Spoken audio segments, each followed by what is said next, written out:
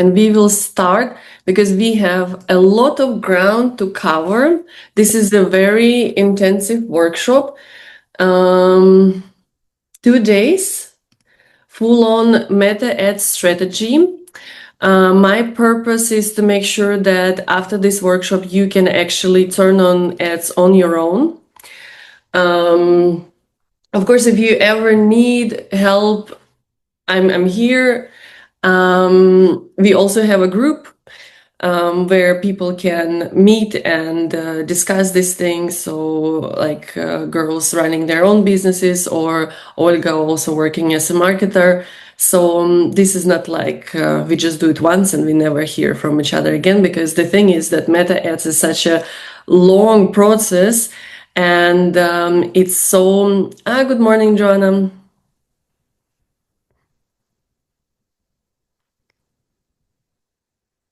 Hi. Hello.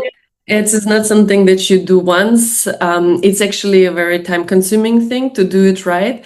So I just want to let you know that we will have support for each other even after this workshop is over. Okay, so the goals of this workshop is to give you skills and knowledge so you can run Meta Ads for your business without hiring an agency. This is very important because outsourcing to agencies can be very expensive. I know I'm one of those agencies and I charge quite a bit for this.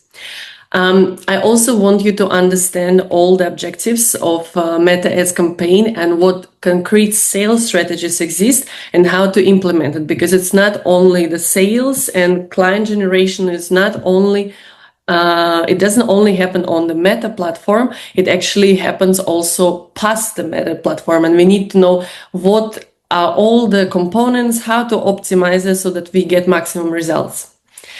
I will show you the full Meta Ad setup from strategy, step by step, like everything you need to know so you don't make mistakes and don't waste your advertising budget. And I will also give you all the requirements for how to set it up. Tomorrow, we will hands-on create your own Meta advertising strategy. So I will guide you step by step, and I want you to really implement the exercises because this will ensure that you just do not make the most common mistakes that people make.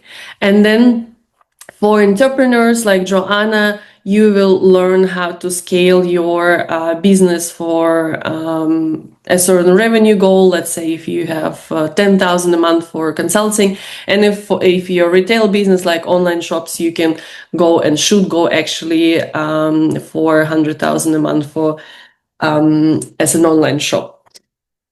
But the main purpose is really learning Meta Ads so you can confidently do it on your own without hiring an agency. That's the most important part, because if you are in control, then you can really make it rain anytime. So you can just turn on the right ads and make sure that you get clients and sales.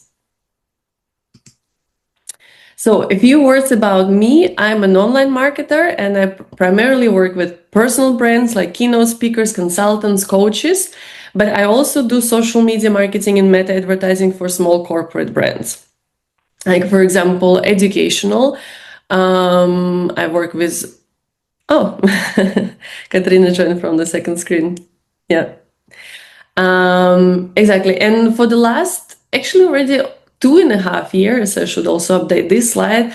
I've been working with Meta advertising, and I specialize in small budget. This is really my go-to specialty. Most of my clients only have small budget for Meta advertising. That's why I know what are the things you need to do to avoid mistakes and really get the most results out of your minimal budget. And I'm going to share all of those strategies with you today. So today we're going to go through introduction, of course, to Meta Ads, but also Meta sales strategies. And we will look in details for leads generation and sales campaigns. And then I will show you how to set up Ads Manager. I want you to click with me and look in your Ad Manager with me. And then we will plan to set up a test campaign. And tomorrow we will go through doing it all for your business. Plus, we will also in a few details discuss what ad creatives you should use, how to actually find the best ad creatives that work the best on Meta, how to write your creative copy. And then we will do a few exercises to calculating budget and understanding results. So after you run your ad campaign, you will get a lot of metrics from Meta. If you don't understand them, you will not be able to judge what worked, what didn't work, and what needs optimization. And then in the very end, I will give you a few strategy tips from my experience, how to run best Meta ads campaigns with small budget. So now I want to give you a few things, like a few myths why Meta ads are so hard and why people don't actually like running them. I've seen a lot of failed cases, and even I have had a few failed cases when I was testing several offers or lead magnets. Ad success is almost 100% based on your offer and the product market fit. If people don't want your offer, if people don't want what you're selling, your ads, no matter how amazing they are or how well optimized they are, they will not be successful. So the first thing to ask yourself is what I'm selling actually something that people want? And only then I would recommend you to turn on Meta ads. So it's not technical. What is the biggest challenge? That's really creating an offer that people want. And very often people misunderstand what an offer is. And offer is not the product that you're selling. Product is just like product and service is just something that we do. But offer is how you package it, how you present it and make it attractive for your target audience. So they really feel like this is something for them. So creating an attractive description for your offer is the step number one. So this is something that you will place on your landing page. So even if you have great ads bringing traffic to your landing page, if your offer is not well described on the landing page, it will not convert. So this won't be even the fault of the ads, that will be the fault of the landing page and the offer that you created. So this should be step number one. And I recommend you testing your offer before turning on any ads. So create that landing page, create that offer, send it to friends, send it to existing clients and ask them if that resonates. Ask them what is good, what you should keep, what is irrelevant, what should you remove.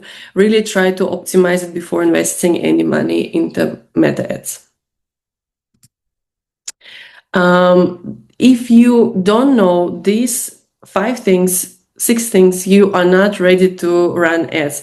And you should, at this point, define your ideal customer, really the full profile of your ideal customer. You need to define your offer and positioning.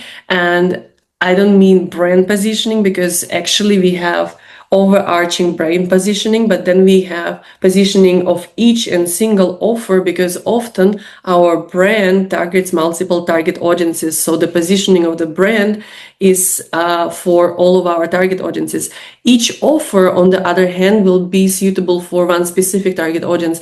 And that is why we need to also position our offer so that it's attractive for that target audience. Then you also need to research competitive advantage compared to the competitors who are also offering something similar, and to identify what makes your offer unique and why should people choose you over the sea of competitors that exists nowadays. And then you also need to think about the value perception, and we will go in a few details about value perception, because this is very important. Like, what are the real benefits of your offer? How do people see the real value and benefits? What transformation you offer? What are the outcomes? Because when we are selling something, it's not about how we see it. Very often we are so biased about our own thing. We don't see the real value that people get from it. Like, what I think might be the value of my program or workshop is maybe different than what people are actually getting and what they value and how they recommend it further. So a very good way to find out is really to ask your existing customers, like, what is the most important thing that you get from it? Like, what do you value the most? And then describe it based on how your customers see it, how they perceive the value. And then sales impact. This is like one of the biggest thing in selling online, but also offline. Like if you do any like banner advertising in the city, billboards, you need to speak the language of your customers, not what you assume they would say, but how they actually speak. And so for this, you also need to do the research and find out the language that your customers speak, because if you do speak their language, they will feel, when reading your offer description, they will feel like you are in their brain, like you penetrated their mind and you're taking words out of their mind. So this is really important, because then it will be much easier to convince them to buy, because they will be like, oh my God, you understand me so well. And like you understand what I feel so well. And if you do speak their language, they will be quicker to reciprocate. And then you also need to know the level of market sophistication, how fed up are the people in the market with something like what you're offering, because we have in most of the cases oversaturation of services, products, offers. And when we are describing our offer, we need to make sure that we offer all the information on the landing page to make sure that if our niche is oversaturated, to make sure that we still manage to convince our customers. So sometimes it's not enough to just describe the benefits. Sometimes you also need to address the objectives. The objections. So if people are so fed up and like, no, this doesn't work and this doesn't work, you need to openly address those objectives and prove them how actually your product or service is different. And then you also need to understand where are the customers in their journey. What I see very often, people jump into Meta ads without understanding how aware people are of your offer. If they are not aware of your brand or of the fact that you exist, if you didn't build a very good customer journey, it is very easy to waste your advertising money selling things to people who don't even know that you exist or who you are. So you need to really map out their journey and create campaigns that target the correct phases in their journey in relation to your offer and brand. And then you also need to understand where you stand in relation to direct and indirect competitors. I already mentioned that in terms of competitive advantage, but it's also important because you need to constantly monitor what people are doing, what competitors are doing, and how you can do it better. And if they are jumping on some opportunities, also see if this is something for you and if you can jump on those opportunities as well. And if you see something is not working out for them, not repeat mistakes that they have already done. And I will show you how to research Meta ads that your competitors are running, so you know exactly what works for them and what doesn't, and so you can only learn the best strategies from them. So the other reason why people think that Meta ads are so hard is because they're disoriented. And I think this is very common for so many other things. There is so much advice out there, so many coaches, mentors, people offering advice on YouTube, Instagram, and so on. If you're working with an experienced person who really knows how Meta ads work, I would recommend you sticking to that one person and their strategy from beginning till end, and really waiting, like really leading it to the end. Because what I see very often is people trying and then giving up very, very early without working out that strategy till the end, getting discouraged or even disappointed by the strategy that that coach gave them. And so the thing is to not give up too early.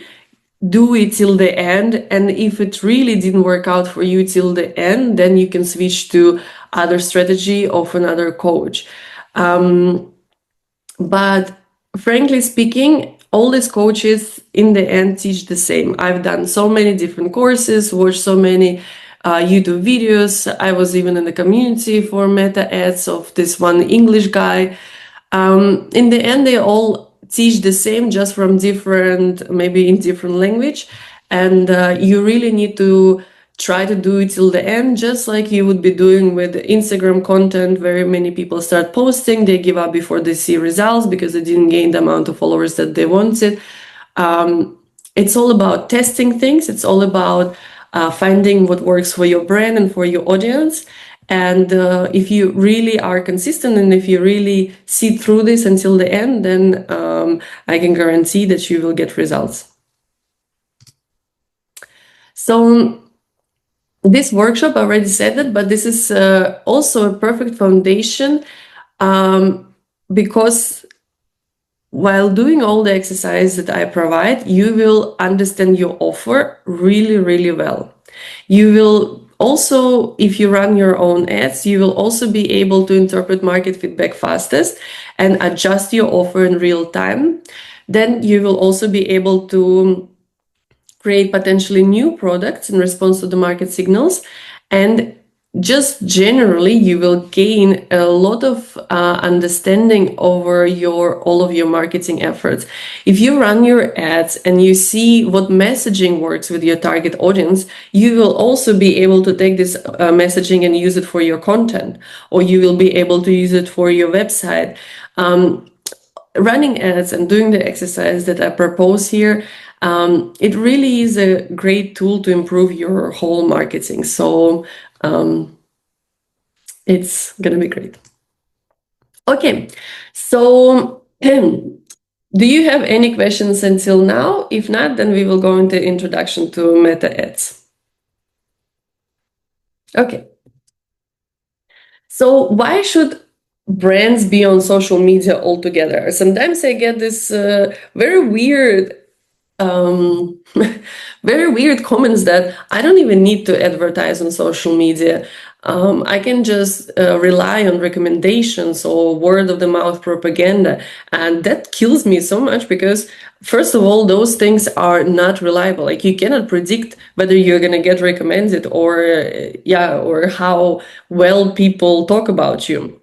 But you can rely on statistics, and statistics show that people on social media are not only there to communicate with their friends or family, or not to just fill their spare time or look at funny content. People are actively on social media, as you can see here, looking for things to buy and to do. They're looking for products to purchase. So literally there are people on social media with the buying intention. That means that we need to meet those people there. We need to be where they are.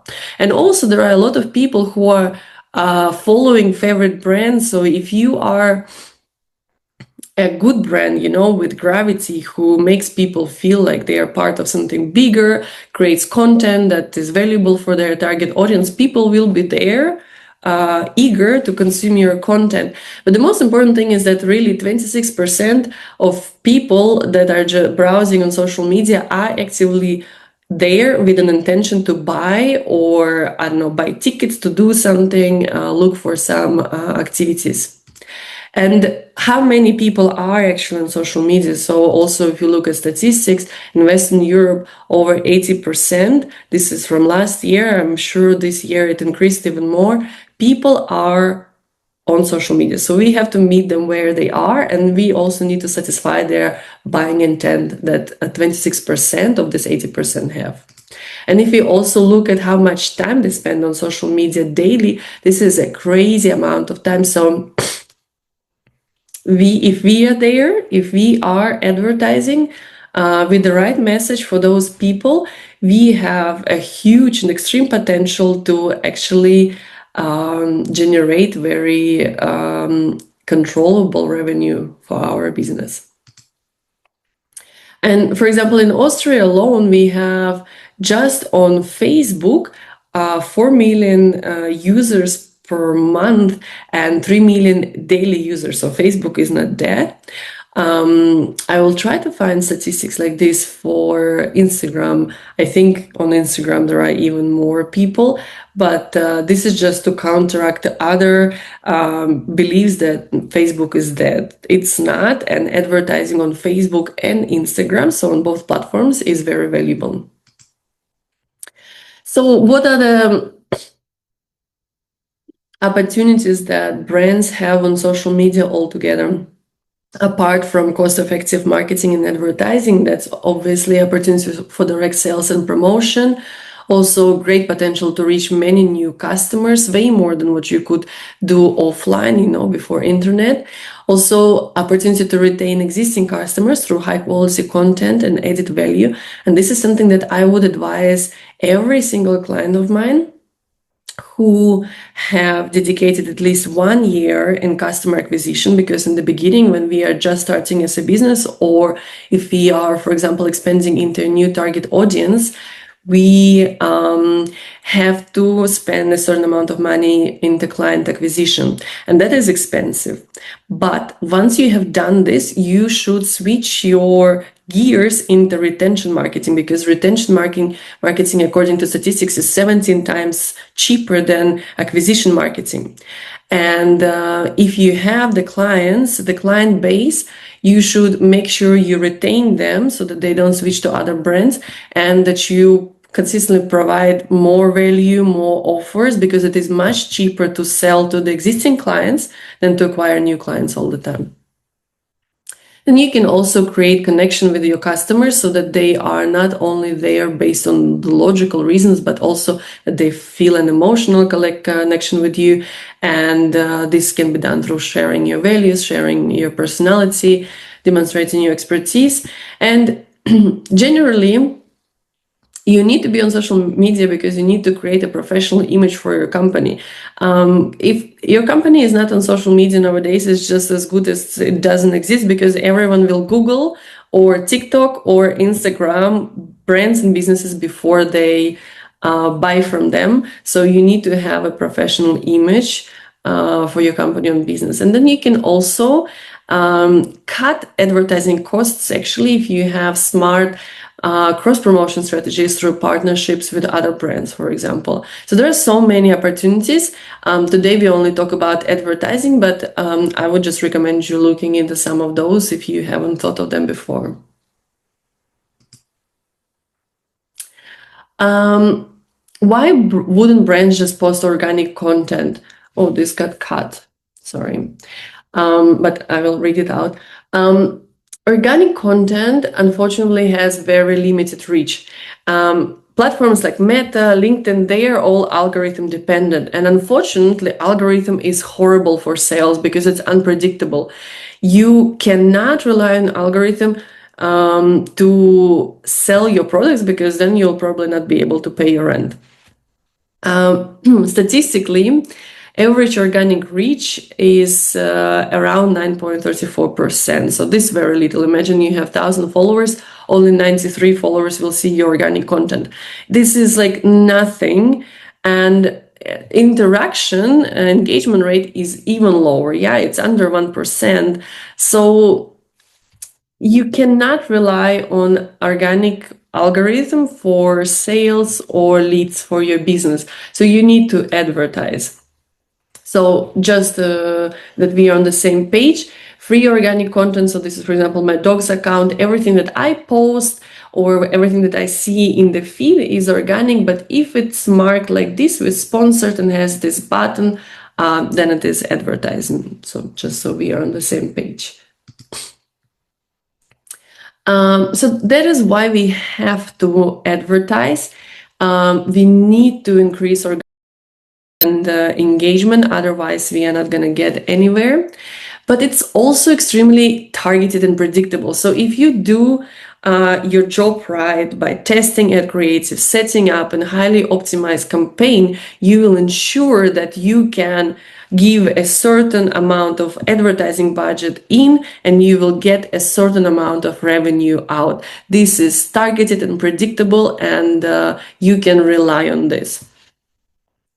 Also, you generally don't want to post any advertising content on your account and sound salesy, because people do not like any salesy content. They will not engage with it. So I have an influencer account for my dog. Every time I post something valuable, like tricks training for my followers, they interact. Every time I post, hey, we are in collaboration with this brand and they have a nice product, nobody engages.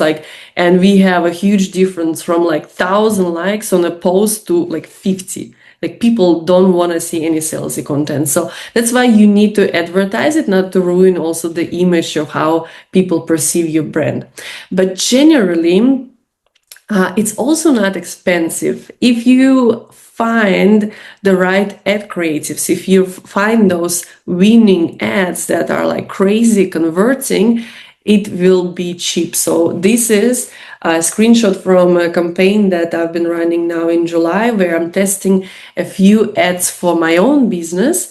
And here's just 1, 2, 3, 4, 5, 6, 7 ads. And what we see here, this row shows the how effective the ads are in terms of how many people see the ad and how many people click. And then this row shows how cheap is one click, and this row shows how many clicks there were in total. And what we see here is that I have tested 7 ads, and this one and this one, 2 of them have extremely high efficiency and very low cost. So what will I do after I have tested, let's say, 50 ads? This is literally my goal. I will only take the ones that have efficiency above 2% and cost per click below €1. I will turn off all the other ones that are highly inefficient and extremely expensive, and I will put all of my advertising budget into these winning ads, and I will be getting sorry for the expression, a cheap load of results for very, very cheap. But you have to get there because you have to find the ads that convert so highly. So yes, ads like advertising on Meta is not expensive once you did your job testing the ads and finding the ones that actually work well. So where do you actually advertise when you advertise on Meta? We have 5 platforms that belong to Meta. I'm sure you know all of them.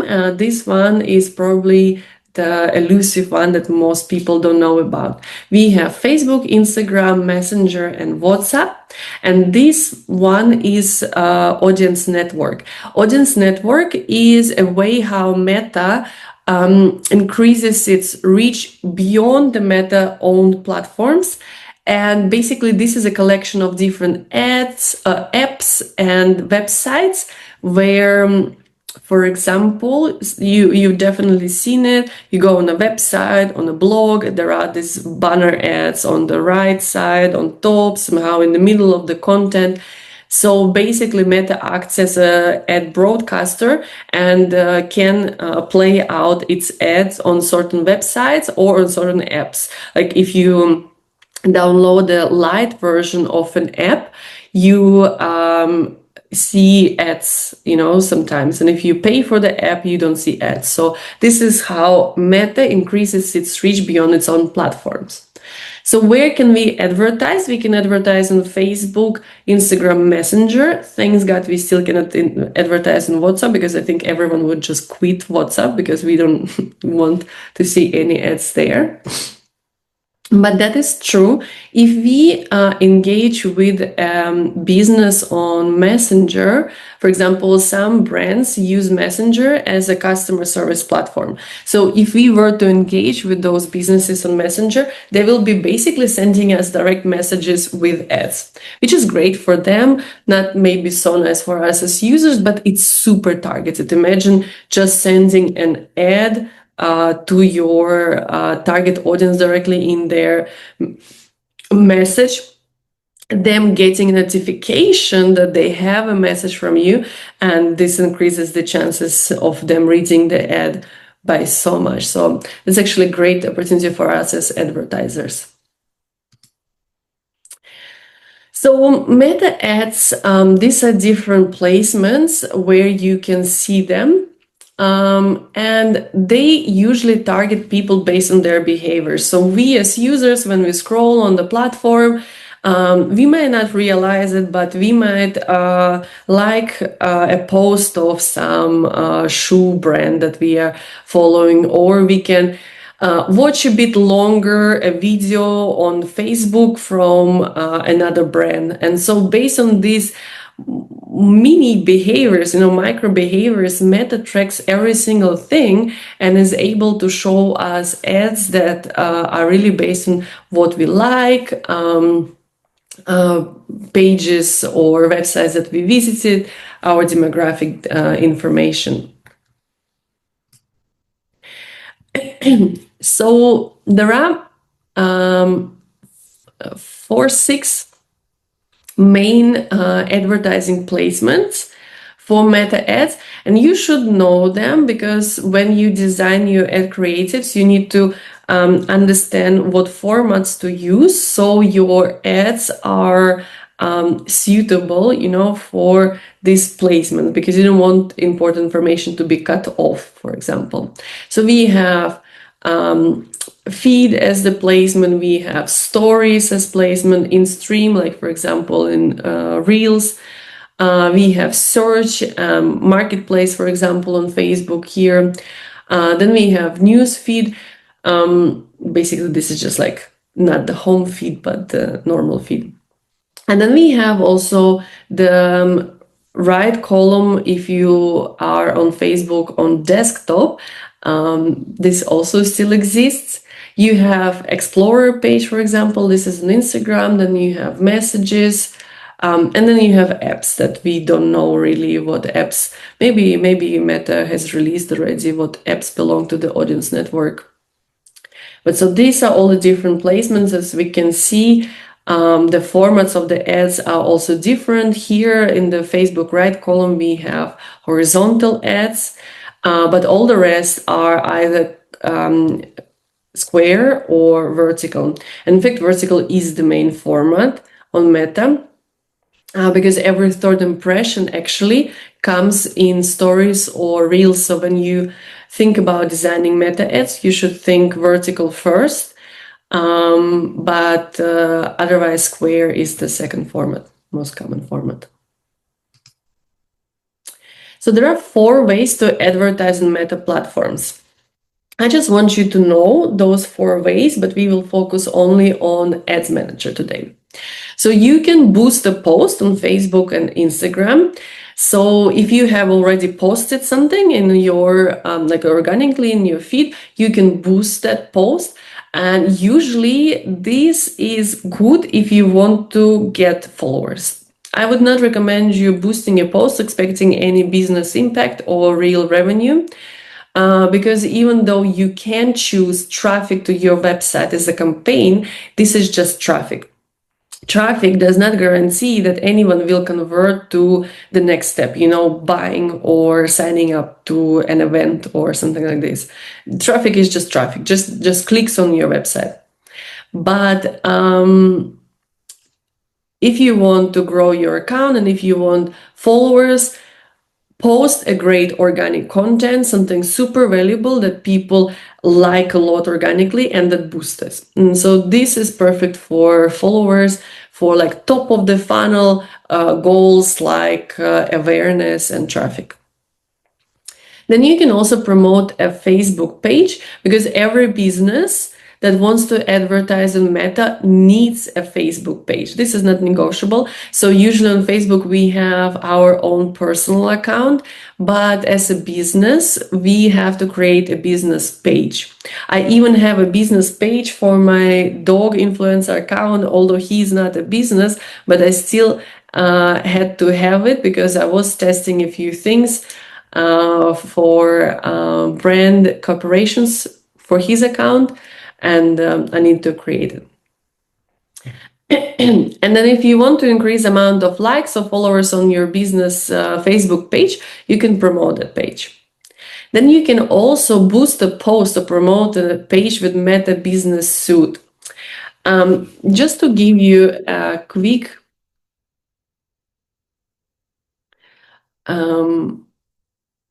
explanation, right now what we are seeing is Ads Manager. This is a tool purely for advertising. But Meta also has this thing that's called Meta Business Suite. So for example,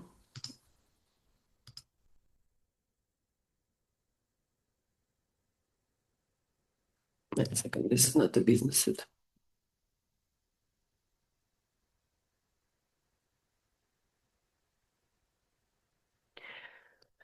And I want you to know this tool because I'm not gonna verify my account now. This is a bit annoying that it's asking me to do this. Just 1 second. I will verify it because actually otherwise I cannot show this to you.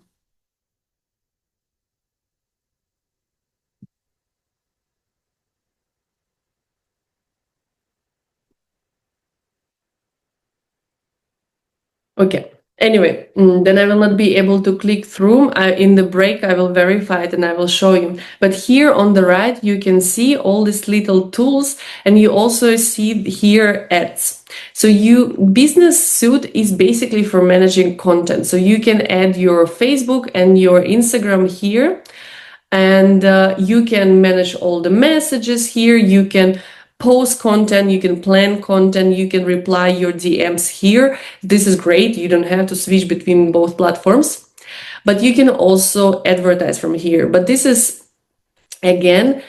just for boosting a post or promoting a Facebook page. This is what you can do with the Meta Business Suite, but you don't really advertise. If you want to really advertise for business impact and revenue with very specific targeting, you need Ads Manager.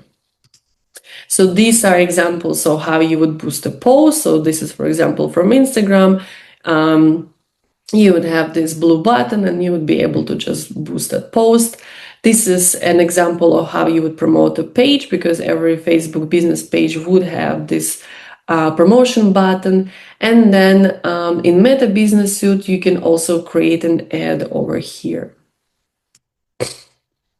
But this is how Ads Manager looks, and we can have multiple campaigns there. We can have full reporting, very specific advertising settings, full setup of tracking and everything. This is another reason why I would never boost a post, because usually people boost posts without setting up any tracking. And imagine if you don't boost for followers, but you boost to send traffic to your website, and you don't have any tracking set up on your website. Basically, you're just like sending people away without getting any information back, because you don't track them on your website. So you're just sending people away from the platform, but you don't get anything in return. So I would never boost that like a post for anything rather than just getting followers. So important to know that only professional accounts can boost the post or advertise on Meta. So we have personal accounts. So everyone has usually a personal account, and a personal account can be on Instagram, for example, private or an open account that people see what you post. And on Facebook, it's either personal or professional. On Instagram, apart from personal accounts, you can also have a business account and a creator account. So a business account, every brand that is clearly a corporate brand or a product brand should have a business account. But if you are an entrepreneur, coach, keynote speaker, freelancer, you can argue that you're a creator and you can have a creator account. And typically it is better to have a creator account because then organically you have way more support from Meta. So business accounts have limited organic reach just because Instagram algorithm prefers personal accounts and creator accounts because obviously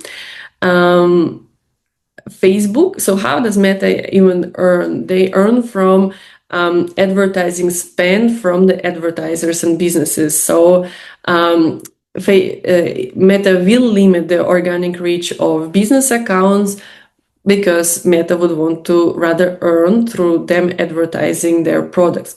But creators are people who create content so that people, normal people, stay longer on Meta platforms consuming those ads. Right?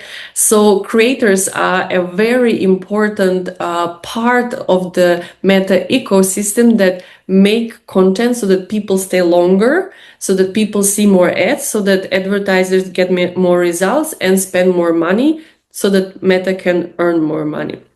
That is why creators get better organic reach and their content generally gets pushed much more than business accounts. Plus, creators also have access to trending audios that business accounts don't due to copyright reasons, because artists obviously do not want to endorse brands that they are, personally not supporting. So that's why business account, you have to have it if you're a corporate brand. If you are a freelancer, you can also argue that you are not a business, but like an entrepreneur, and you can get a creator account. So Facebook Ads Manager, Meta Ads Manager is really the only place to really advertise with a lot of impact on Meta platforms. This tool is exclusively for advertising, so it's not like Business Suite where you can do a lot of different things. And it's really all-in-one tool for creating ads, managing them, setting up tracking for your website, for your campaigns. And as an advertiser, you have full control over everything, although that's also becoming less of a true because Meta is switching towards, or has already switched towards, AI a lot. So Meta prefers that the algorithm and AI do a lot of targeting instead of us as advertisers deciding who we are targeting, but we will talk about this more. And there are a lot of benefits because you have everything in one place. You can describe your target group in many details. You can still switch to a regional targeting, so that is not AI based. You can select which placements you choose, which platforms. You can schedule your budgeting. You can schedule your ads, you can save ads as drafts, and you can also access tools like Facebook Pixel or Conversion API. And so, this is a perfect end for the introduction into Meta Ads. I would take now some questions, and if not, I would suggest 5-minute break, and then we will go into Meta Ads objectives and sales strategies. I have actually a question in terms of boosting, because sometimes I tried to boost a post and it didn't work out. Is it something that you would recommend? Because you're paying, I think, still for the boost. Yes, definitely. You pay, yes, it is advertising. You pay for boosting, and I would only boost good organic content. So something that worked a lot. So if you analyze the post, and I know this, I've seen people do this. A post did not work out organically, didn't get a lot of likes, and so they boosted to get more likes or more views to make it look like a successful post. But in the end, you will end up spending a lot of money and not getting anything in return, because the reason why it didn't work out organically was most likely because it was not a good post. So just learn what not to post in the future, and only boost successful posts that actually did bring you results organically, like follows or engagement or comments. And you can see in your analytics if that post organically drove any follows, and then just boost that one. Okay. Okay. I If have a we just say, question. Sorry, go ahead. sorry, just one more thing. And what would you say, are followers now really that important? Like for the reach, or what would you say is more like, because I heard that now followers are not that important, because when you do ads anyway, you gain the interactions and impressions still. What would you say? So followers are important and will always be important. And even though last year when Adam Mosseri, the CEO of Instagram, when he started his account and he started posting a lot and giving like advice to creators on content and so on, and he was saying that number of followers doesn't matter. It's bullshit. It still matters, because when you come to a brand and you see 100 followers versus to a brand that has 10,000 followers, what is your automatic reaction as a consumer? You think the second brand is better because more people trust that brand. This is just social proof. This is the trust factor that shows that people do support this brand and they want to follow and interact with this brand. And if it has 100 followers, then you are like, maybe it's a bit shady, maybe I would rather not buy from this brand. So it's still important. It's still a lot about customer psychology and the trust factor. In terms of sales impact and revenue impact, yes, it is a choice of every business how they do sales. I know some businesses who manage to sell a lot through organic content, so they create a lot of reels. They know how to create reels that bring a lot of followers, that bring a lot of engagement. They do automations from reels into DMs, where they offer a lead magnet, and then they basically sell in their email. So this is a funnel that they build. If this is something that your business wants to go for, sure. The huge disadvantage is that you can't predict how whether your algorithm will push your reel or not. So you'll need to be constantly posting content, optimizing your content to find what works for your business. And alternatively, you can decide for ads. You can invest, for example, some small amount into advertising. You will still need to test a lot of ads before you find the ones that bring you most results for least money. And then you don't need to focus on organic content. I usually advise everyone to focus in the first years on ads, because this is predictable and you can optimize and you can make sure that you have revenue coming in, and then you can switch to other things like social media because you want to have constant stream of revenue before you do any retention marketing, because social media is part of retention marketing. Before you try to outsource efforts into that. Thank you. Okay, so I have a question. So, for example, I'm hosting an event, in-person event in Vienna, and I want to boost the engagement and bring the traffic to the event. So then during I boost the post, there's an option that should I bring the traffic, should I focus on the conversion rate, which means I will bring people into the meetup page and make a RSVP, or I bring the traffic to my Instagram bio, and then so people would check in what my account is about. So is there like a measurement that is better for this kind of conversion? Of course, your goal with the event that as many people as possible buy tickets, right? Yes. So you don't want them to come to your Instagram because this is not where you sell the tickets, right? You want them to come to where you sell the tickets. So do you sell that on Meetup? Yes. Yes. So you want to bring the traffic to Meetup so that people buy the tickets there. And for that, you need to set up Meetup Pixel. And for that, you need to work in Meta Ads Manager. And in that case, you will choose sales as your campaign goal because you want people to buy tickets. Or is it a free event? It's a paid event. So you need sales, absolutely. You're selling the tickets.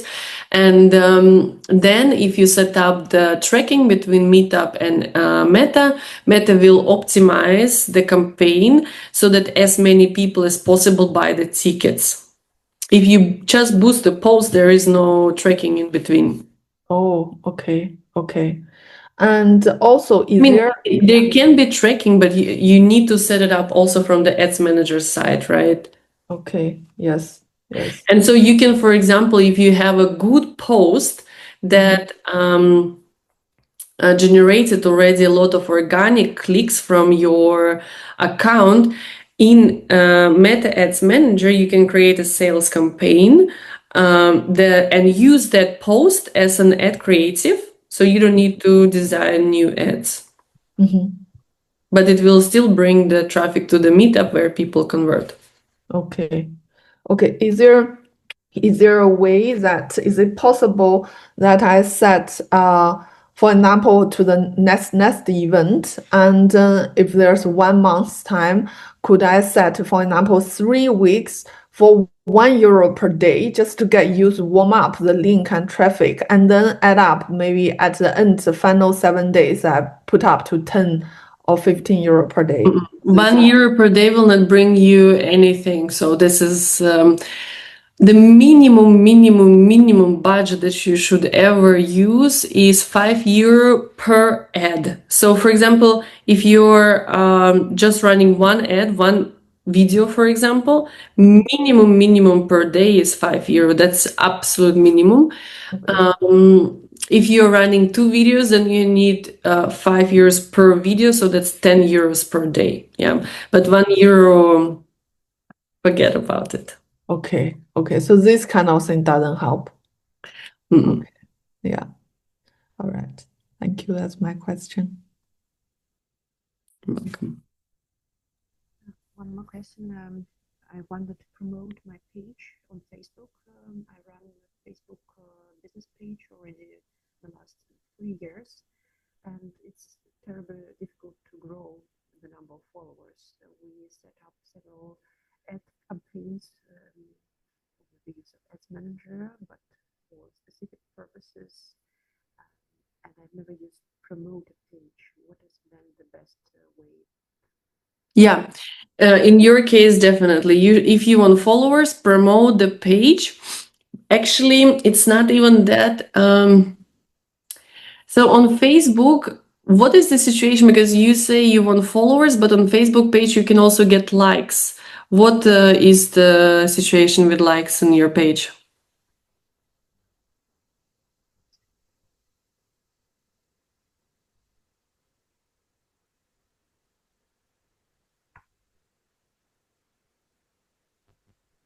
In mobile version, I even don't see likes.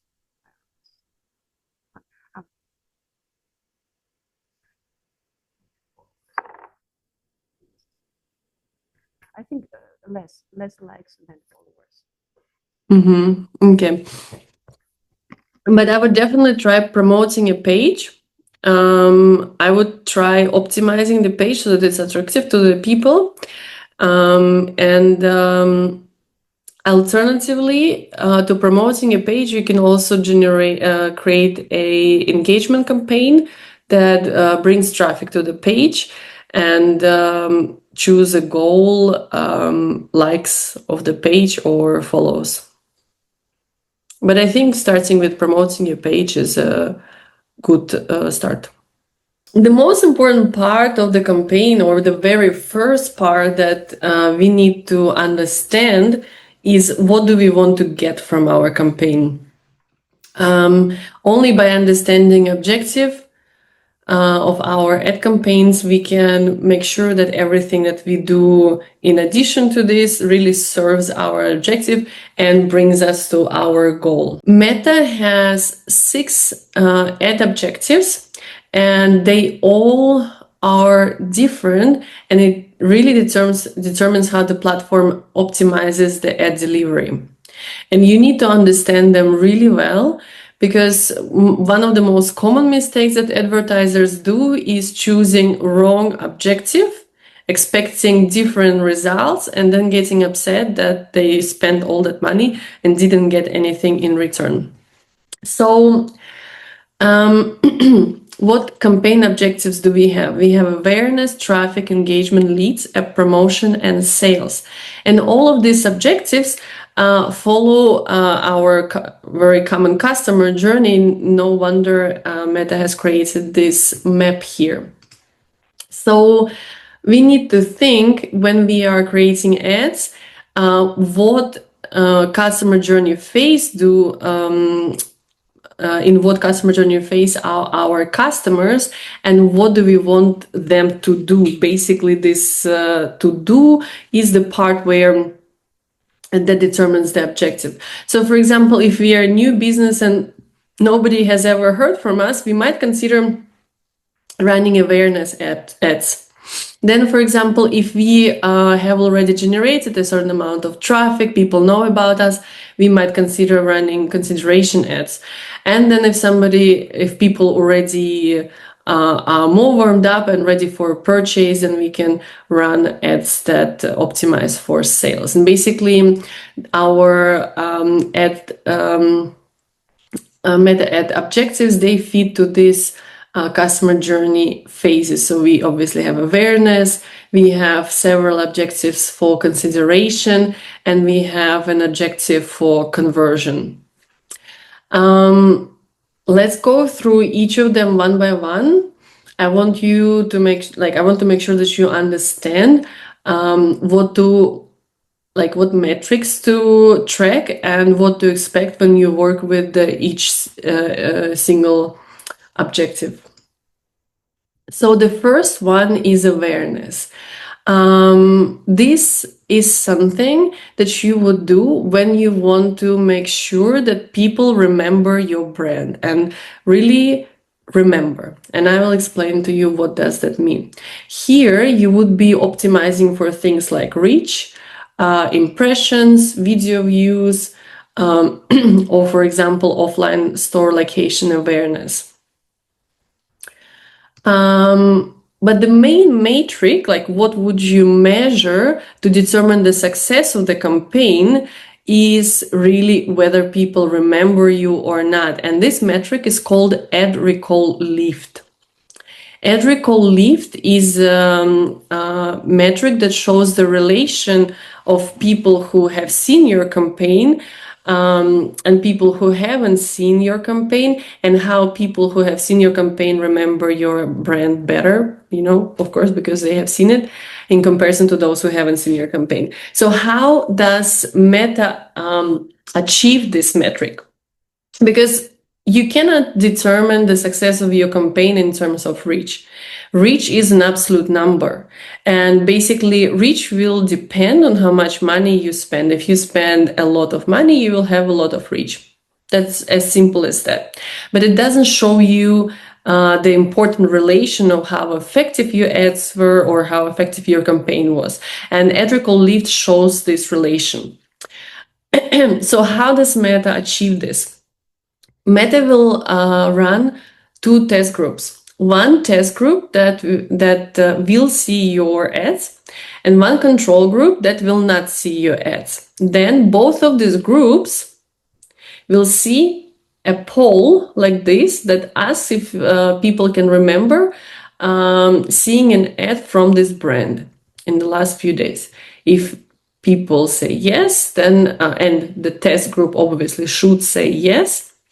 And if people say no, so it's bad. So obviously the result should be so that the test group should say yes, and the ad recall lift will be higher percentage.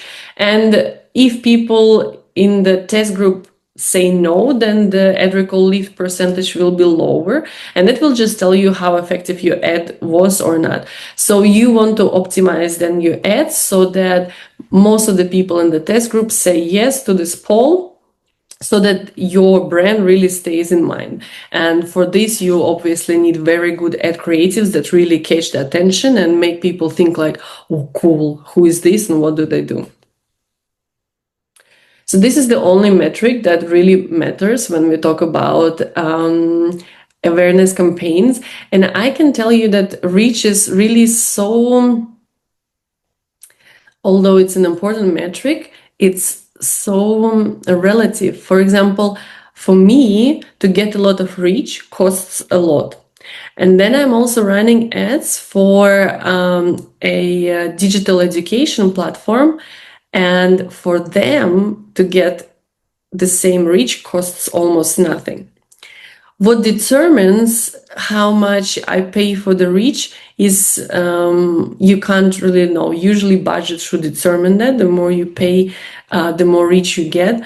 But somehow they are getting much cheaper reach than I. So this is not something that you can optimize for, but ad recall lift is something that you can optimize for, and you can improve your ads so that they are more effective, so that people really remember your brand when you run the awareness campaign. Then the next category is consideration. And we have several One question. Where do you see this metric exactly? This ad recall lift metric. Where you can see that metric.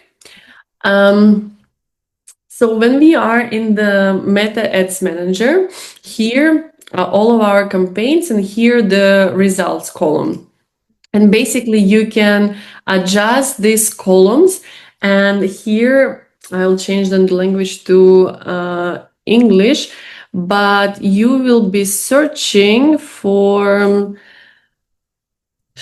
geschätzte Steigerung der Werbeerinnerung. So this is the ad recall lift.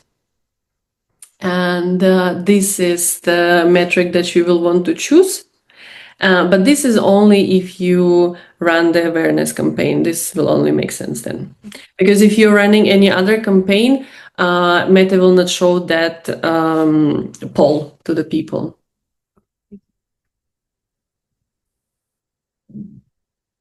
So in the consideration, we have several ad objectives. The most important one is traffic, engagement, and app installs. Leads also belong to engagement because leads do not directly bring you sales. But for service-based businesses, this is literally the only thing that you can choose as an objective if you want to get some clients. So leads is like a double thing. On the one hand, it's still in the consideration phase, because when you run leads campaigns, you just collect contact information and you do the sales actually in emails, for example, or sales calls. But for service-based businesses, this is the only way to run a campaign. So yeah, they belong to both.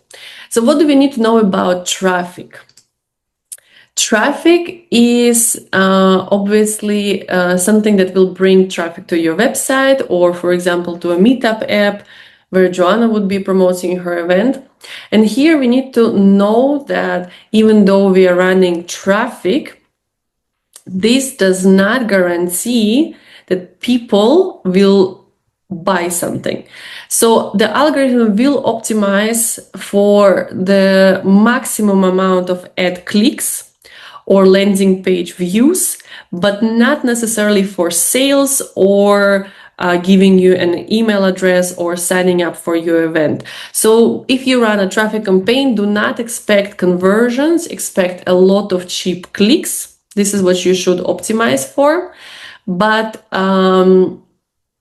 not conversions. Engagement is a campaign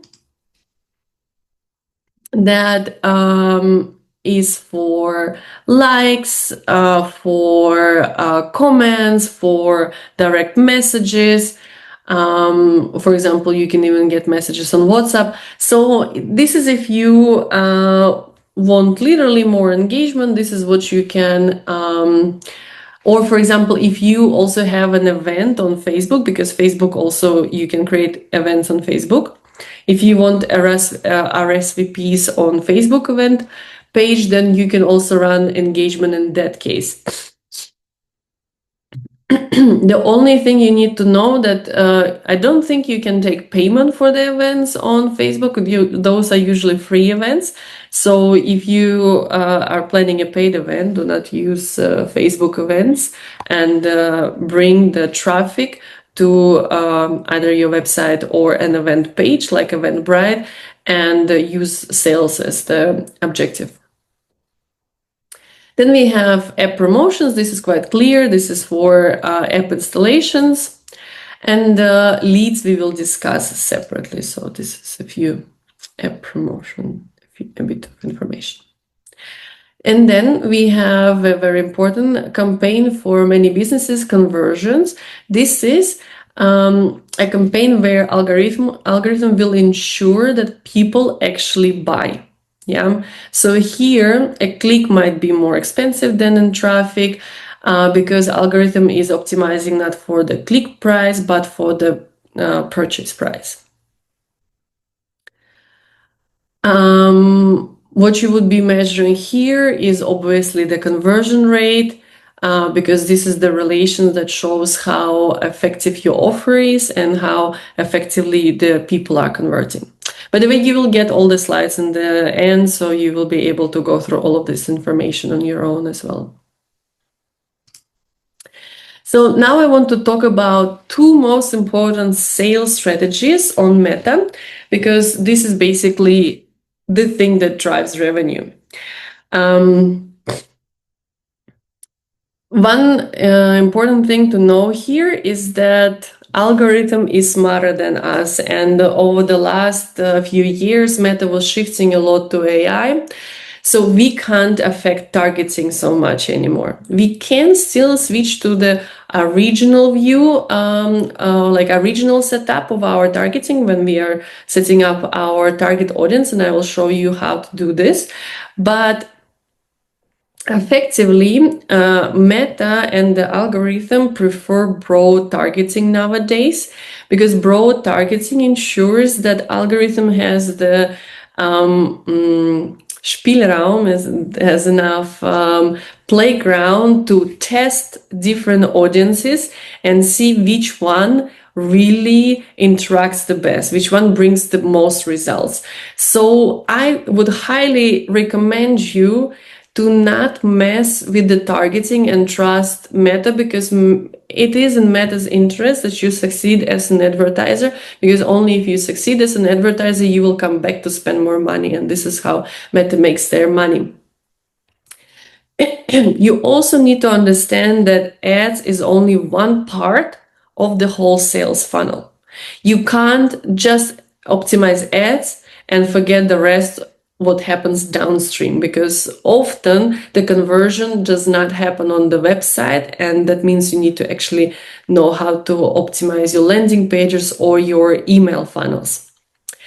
And you also need to become a product expert, so you need to understand how to present your product in an offer that is really appealing to the people.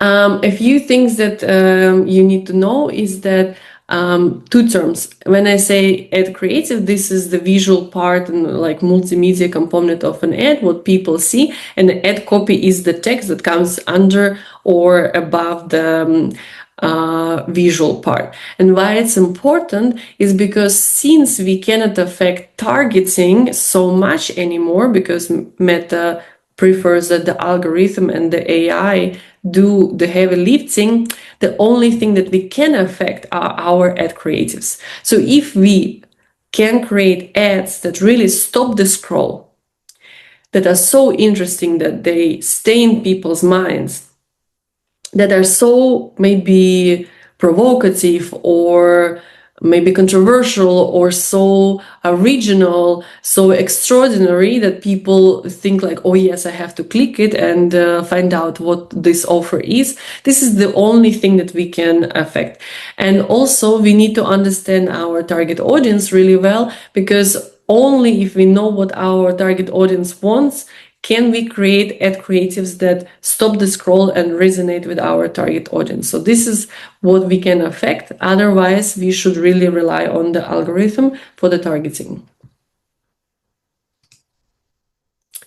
So the two meta sales strategies are leads and sales. So if we are talking about a retail store, like an online shop, you should really only focus on sales. But if you are an if you are an event and you want to get ticket sales, you should also focus on sales, because then in that case, algorithm will optimize for sales of the tickets. If you are a service-based business, so if you, for example, are brand designer or website creator, or if you're some sort of coach, consultant, you should focus on leads as your main sales strategy, because a lead is a potential client. There's somebody who gives you their contact information, whom you can contact, and they give you this contact information because they are potentially interested in what you have to offer. And unfortunately, as service-based businesses, we have a little bit this longer sales cycle. For example, SaaS companies, they have a really huge sales cycles where they their marketing qualifies for the marketing leads, then they have the whole sales team that qualifies the sales leads, and then only they can close the whole deal. And yes, as service providers, usually it's not very typical that we will say, I can make you a website for 2,000 euros. Somebody will go on our website and will put one website in the cart and will check out the website creation. Nobody does it like this.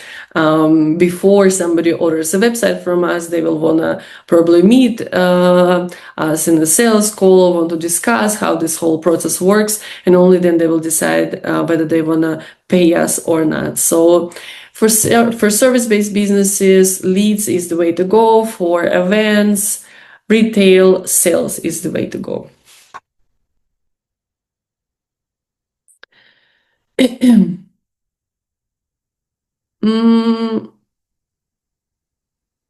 the next break, let's discuss also a little bit your businesses, because I want to give you better examples based on what is actually relevant for your businesses. Because Ola, you mentioned that you have a brunch club, so it's a restaurant, right? For them, No, it's not a restaurant. It's an event. It's an event which is taking place in a restaurant. So it's completely different. Okay. It's just an event, so it can take place at any restaurant. Okay. Now it's at Ramien in Kumpendorferstraße in the 6th district, but this is actually a healthy brunch club and a day party mixture, everything in the direction of healthy stuff, but it's just an event which can take place anywhere. And how do people pay? Do they pay for the ticket, or do they pay for the food they consume in the restaurant? No, they pay. Actually, there's a normal menu, and they pay when they are in the restaurant. So, and I suggested actually the same as you said.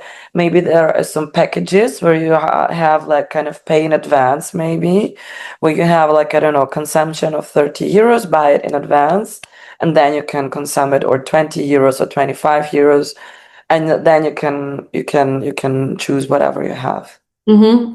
So, for example, if they pay in the restaurant, for you, if you run ads, leads would be the best, because then they sign up for the event, you get their emails, then you can also remind them in the newsletter that event is taking place. That's actually not a newsletter, this is just reminder emails.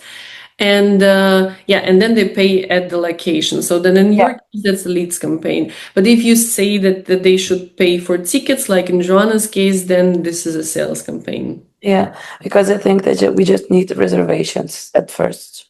Exactly. Then Followers too. yeah. And Ekaterina, you mentioned on the phone shortly that you are also planning some event, right? Can you tell me a bit more about that event? Yes, you can say it event. It's mainly this not cocktail events. This to find new volunteers or new members of our association. We are a non-commercial organization. Actually, we have a huge variety of services that we provide, but mainly we try to win new followers, new volunteers, new members, and it plays a big role for our services. Okay, so then in your case, I would also suggest a lead campaign because you want people to sign up for the event. You want to collect their emails and then send them newsletters. Because you're not asking for any ticket price. Okay, cool. So typically, I would advise everyone who is not a big brand and does not have thousands in advertising spend to forget awareness, traffic engagement, and ad promotion, and really focus on leads and sales. Because if you're running any of these other ad objectives, you are not getting any direct business effect. Number of website visitors is great. It will give Google positive signals that you have like people on your website. So maybe it will push a little bit your SEO. Awareness is also nice, but it does not bring you any direct results. In terms of leads, at least you get emails, you get something that you can leverage later. You can maybe contact them with a newsletter, or you can call them, or you can talk to them at an event that you're organizing. And in terms of sales, you're getting directly money back. All the other campaign objectives are great if you have more budget, but otherwise I would not recommend going with any of those. Only if you're doing a graduated campaign, like for example, you say you're making 2 campaigns, one traffic to generate as much as possible free, like not free, but cheap traffic to your website. And then you do a second campaign that retargets everyone who was on your website. That is possible. That will also be not so expensive. But it will still be more expensive than just running one single lead campaign, because you will literally need more time to run 2 campaigns, because retargeting only works if you have enough data of the people who have visited your website, for example. Usually you need more like 1,000 website visitors, or more than 1,000 email lists on your customer list that you feed to Meta in order to find in order to retarget them. Because obviously what happens when you retarget is that once those 1,000 people on the list, for example, are used up, once they've seen your ads, Meta will start looking for similar people, and you need to have enough information on your custom list or website visitors, so that people can find patterns and similarities to show you ads to more similar people. Such graduated ad campaigns are also advisable if you already have a lot of data on customers or a lot of traffic on the website, and if you have enough time and advertising spend to run 2 campaigns. Plus, what you should also never forget is that you never just run directly a campaign with all of your budget, because I've shown you with example of my ads, that you need to find winning ads that cost less and bring more. And that means that first you will always run a test campaign, and then you will run a scale campaign with more budget. So that means that it will be even longer till you start seeing results. So that is why I would advise you and everyone who is, for example, just starting with ads or just starting with business to focus on leads and sales. So leads, for example, these are 2 lead campaigns that I have run. You will recognize them by the fact that an advertiser will offer something for free, like a webinar, a free event, some kind of free digital product, something free like a quiz, and they will ask for an email address in return, or sometimes a phone number. So depending on how you do the sales also in your business. And then there will be a possibility to sign up for an event or a webinar, or to download that free, whatever it is. Sales, on the other hand, you are directly advertising the product, and the call to action is usually shop now.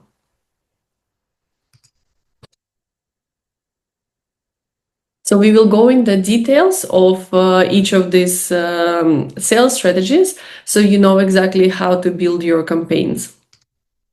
So let's talk about leads first. This campaign is designed to capture potential client information such as emails or phone numbers, and we usually will use some lead forms for this on landing pages, for example, or you can also send them to messages, although I wouldn't recommend that because you want to automate as much as possible in your business instead of texting with the people. So if you run a lead campaign, Meta will optimize your ad delivery to find the people who like submitting their contact information. So within your target audience, there will be people who are happy to download free things in return for their email address. So this will be how algorithm will be optimizing the ad delivery. But what you need to know about lead campaigns is that your advertising strategy does not end with the ads, yeah? Because you need to understand that, okay, the people saw your ad, they clicked, okay, I want a free download, they came to your landing page, they filled out their email address. What happens next? What are the next steps for your lead generation campaign? How you actually make the revenue? What happens after they gave you the email address? How do they buy? Usually a lead campaign for a freelancer, for example, will look like this. You advertise something for free. They fill out a lead form, for example, on a landing page, or you can even use instant forms on Meta. The only problem with instant forms is that you still need to connect your email marketing platform with that instant form. And unless you have HubSpot, which is extremely expensive, you will need a third-party tool, which is Zapier, that will connect your email marketing platform to Meta. The problem with Zapier is that you also need to pay for Zapier. So you need to know how to set up that automation in Zapier. I think it will give you like a template, but you will still need to test it and make sure that everything works. And then you will need to set up the following automation in your email marketing platform. So I don't recommend instant forms, although instant forms do have lower bounce rate because everything happens within Meta ecosystem. The whole hassle with connecting instant forms to your email marketing platform is kind of not optimal. If you want a recommendation for an email marketing platform, I can give you one. So I have tested very many: MailChimp, Brevo, HubSpot, and so in the end I settled for ActiveCampaign because they have amazing customer support, free onboarding for 2 months. They will guide you set up things for you. You don't even need to pay anything. They have like, I'm a partner there now. I also do those onboardings because like they convinced me over the last 3 years how great they are, and all the functions that ActiveCampaign has. You have to pay 700 euros a month for HubSpot to get those functions that you pay 50 euros per month for ActiveCampaign. So I think it's like a huge difference.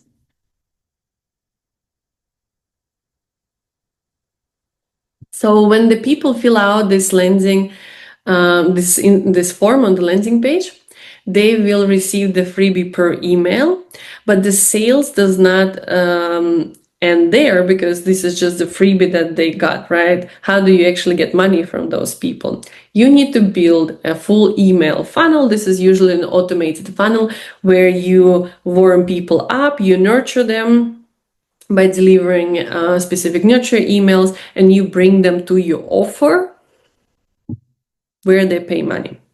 Or you warm them up and nurture, and you bring them to the next step, that is a sales call, where you close the deal. Yeah, it really depends on how your business is built and how you get the money in your business. So for me, a typical lead generation funnel would look like this, that they would go through an email funnel where I warm them up and try to convince to hop on a sales call with me, and in the sales call I try to close the deal. What do you need for this? So there are 4 essential elements always. You need a lead magnet, strategic freebie. So for example, a free event is also a strategic freebie, right? Then you need ads, then you need landing page, and then you need customer relationships management software. This is your email platform where you confirm that they were registered for the event, or that you deliver their freebie, and then you start the nurture in your email platform. So a strategic freebie, okay, here's some information. You can read it, but basically it's a filter that acts to attract really your perfect ideal customers who might be interested eventually in working with you or buying from you. And these are just a few steps how you could create strategic freebie, but this is not the topic of today. I just wanted to give you this information. So who should use leads as a campaign objective? Absolutely service-based businesses and service-based businesses who, I can also run an event as a freebie. For example, if I could run a free workshop, it would be an event where people sign up, and then I can sell my offer in the end of that workshop or webinar. So that could also be a strategy. Consultants, coaches, speakers, but also expensive products even for retail. So usually if we are selling a car, we will not, we will be advertising a car, but usually it will not be buy now button. I'm not even sure if you can order a car online. Usually you will go to a dealer, you will chat with them there, you will find your configuration. So usually those ads would have a call to action like learn more, because you want people to contact your dealer, your local dealership, where they will be then talking to a salesperson. So even for a retail store, if it's a very expensive product, you will go through lead generation. And then subscription products. So for example, if you're some sort of software or an app, or you're offering some sort of membership, you will also go for lead generation, because typically such kind of businesses will offer 1 month for free, for example, and this would be the freebie where people sign up for free. You get their contact information, and then in the emails, for example, or in whatever membership you have, maybe you do a Telegram membership where you invite people to a group, you have weekly meetings, and you try to convince people on Telegram to stay and become a paid member. Who shouldn't use leads as a campaign objective? Any cheap retail and e-commerce products. So if you are selling cheap products, you need to make sure that people are just buying 1, 2, 3. They saw the ad, they bought. They saw they bought. They saw they bought. There is nothing in between. There has to be as little traction as possible. Friction as possible. So the ad has to be so convincing that they are ready to pay money right away. But that usually works with like cheaper products. Because if you are using leads, and I've had cases where a woman was like, yeah, we are using leads because because the clicks are cheaper. But they were then optimizing for completely different things, and they were going against the algorithm because the algorithm was trying to find people who would give them their email address, and they were not getting so many results, but the clicks were cheaper. So that was her argument. So how do you set up your lead generation funnel? There are many ways to set it up. The easiest way, you run an ad, you create an instant, like a sign-up form, you deliver the freebie, they end up in the newsletter. And I have a few setups here. I want you to go through them at home, because each of them will be more fitting for your business than other. It really depends on you. I just want to provide you with this information so you know what's possible. And then if you have any questions, and if you plan to set up a funnel like this for yourself, you can ask me more questions about this. But we discussed the 4 main elements, and I'm not going to go into many details because it is very complicated. And since we don't have today service businesses, mainly one volunteering business, one event, and one also event, so that's not even that relevant. So that would be relevant more for like consultants and coaches. So what I would recommend in any case, start with the simplest setup, with those 4 elements that I mentioned, and then develop from there, because you can set up the lead generation so that basically your ads become free if you offer upsells. But this is already more sophisticated.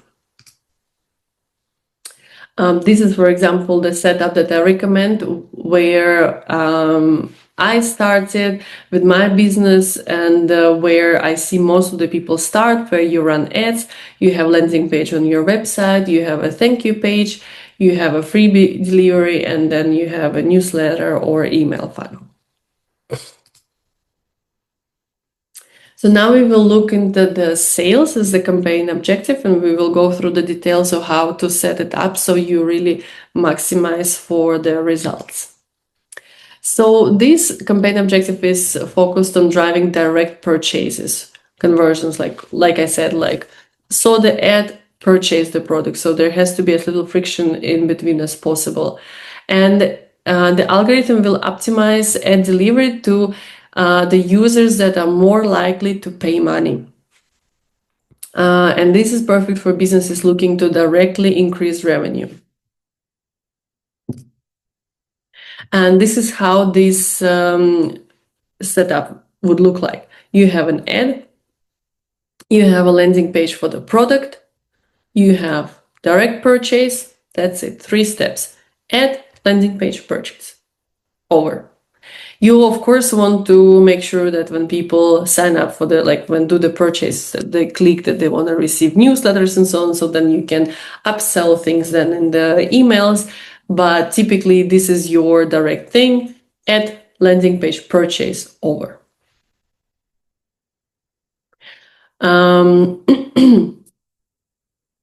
There are a few success keys, so to say, to running sales campaigns.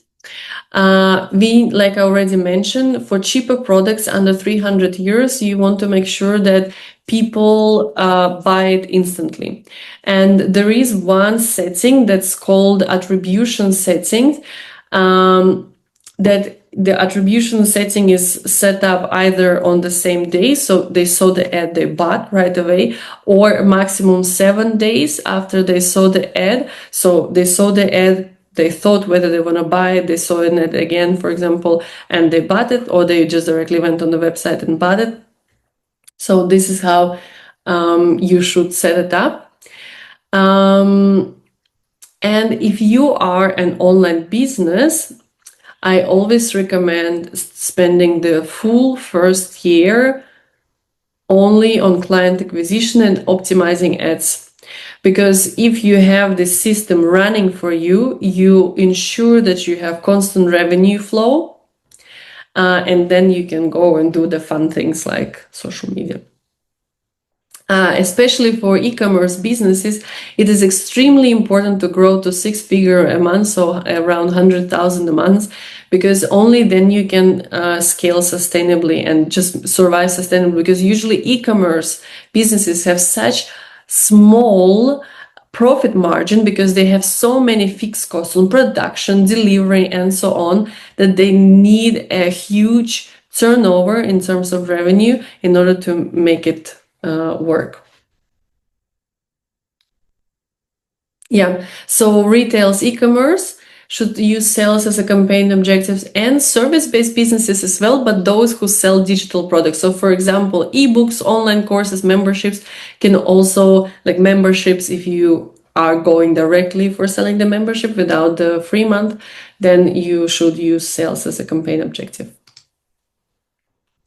The challenge for many businesses and for everyone who is a business owner, so for example, Joanna would understand it. So you have to play so many roles. You have to be an HR, your own accountant, manage taxes, you need to clean your office and so on, be social media manager. These are distracting activities, and I highly recommend to stop any social media, newsletter, and so on, or minimize at least the newsletter effort. Actually, newsletter is really important, but focus on customer acquisition for the first few months. And the main goal should be in these first few months is reducing the cost per customer acquisition, this CAC, CAC. Because if you have optimized your ads so well that acquisition of one customer costs very little, you can put a lot of advertising budget in there and buy all the customers from all of your competitors, basically. But how do you make sure that you minimize the cost of customer acquisition? One thing that many businesses overlook is the average order value. And if you manage to increase the average order value, you will increase your profit also a lot. So here's one example. An average order value is how much is an average cart price when people make a checkout on your website. So let's have a look at this example. If your average order value is 40 euros and customer acquisition costs 20 euros for the ads, and then you also have some fixed costs, 12 euros, for example, on delivery or production, your profit margin is very small. It's only 8%. But if you manage to increase your average order value, so for example, you had some cross sells, upsells, upgrades in your cart before the checkout, your cost of customer acquisition will be lower because like that you acquire the same customer, but then you upsold all that stuff. So that same customer pays more. You still have 30% fixed costs, but the profit margin is much higher. So this is what every business should also focus on when they are running sales campaign and really optimizing for client acquisition, customer acquisition in the first month, is that they make it, they do all the efforts necessary to increase the average order value. And typically how you would do this, you could offer 2 for 1 or bundles, like for example, 3 buy 3 and get like a 30% discount. upsells, cross-sells, recommended items, like for example, other customers also bought these items. So these are the things that you need to think about if you're running sales campaigns. Are you maximizing your average order value, and are you decreasing the cost of customer acquisition? So now I have one last part before we actually go into Ads Manager and start finally looking at settings and how this whole thing set up. I want to give you very specific expectation management based on what I've seen in my experience and what I've also learned from other coaches. And it is really important. You will not be hurt, so to say, if you have the right expectations. So I can guarantee you that your first campaigns will be bad. It's always so. That is why you will never ever start with a real campaign where you put all of your budget in.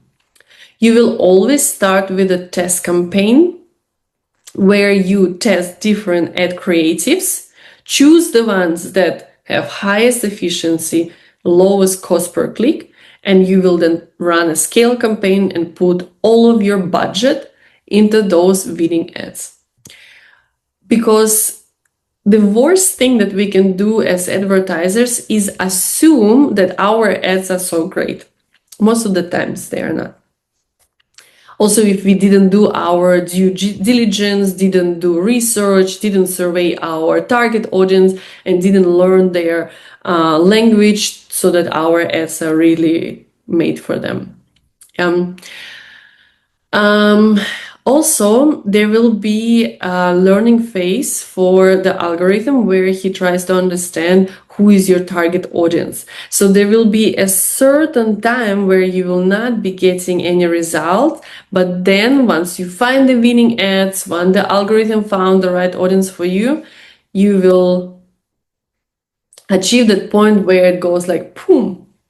And in the beginning, your results will also be more expensive because the ads will most likely be bad. So this is an example of revenue of a business where before they started ads, they had obviously no traffic coming in, no sales. Then they went through a testing phase where there will sometimes increases in revenue, sometimes drops because they were testing different ad campaigns. But then they found those, let's say, 10 winning ads, and they put all of their advertising money only in the bad ads, and then they could just scale. And so basically at this moment, when you find those ads that work the best, you can predict your revenue and you can say, okay, I wanna earn 100,000 per month. You just need a corresponding advertising budget for this, and you will know that your results are relatively cheap because you went through this phase of the testing. So people always ask me, what is the small ads budget? So a small ad budget is around 100 euros per day. This is around 3,000 per month. A tiny ad budget is around 20 euros per day. And what I've mentioned also to Joanna, really the very, very minimum is 5 euros per day per ad. But you also never want to work with just one ad, because what ads have, they get creative fatigue, is that when the same person sees the same ad 4 times, they stop reacting to this. For them, it becomes like a noise on the background. So you need to always feed new ads to the people with different messaging so that they finally take the action that you want them to take. And if you have a limited amount of ad creatives, they will enter the creative fatigue and they will not be effective anymore.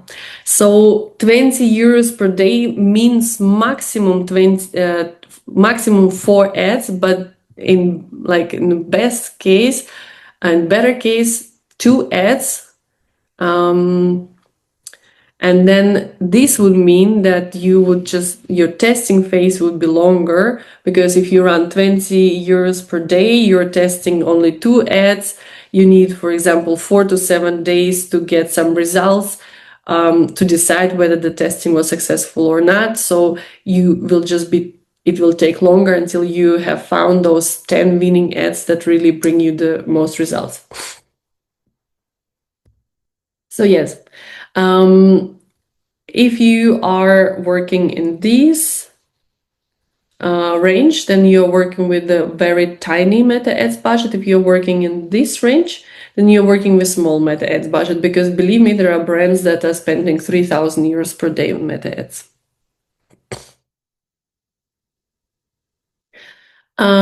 Another expectation is that in the beginning, it's totally okay to break even. And actually, you should be happy if you break even. So that means you don't lose any money. So you invested money and you got the same back. That means ROAS, return of advertising spend, is 1. That's great, because basically you didn't pay anything, but you got more reach, more traffic, more customers, more emails, and then you take this ROAS of 1 and you optimize your ads so that you get to the ROAS of 2, and then you test again and you get to the ROAS of 4, and then it's just an increase in your revenue that you get. But in the beginning, it's great if you break even. If you're not even breaking even, then maybe you should rethink like what is causing this, and maybe people don't even have the demand for your offer. So then you really need to go back to your offer and think, do people even want what I'm offering?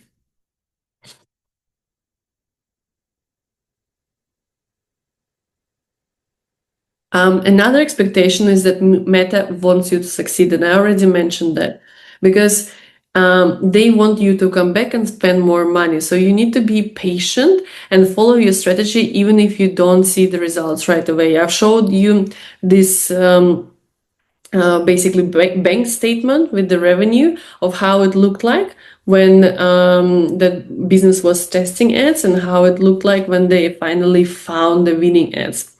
If you start a campaign, and like I mentioned, there is always a learning phase in the campaign, and then you don't see any results for a week and you're like impatient and you're like, no, I'm going to change some settings, this will reset the whole learning phase and it will start from the beginning, and you will not see any results.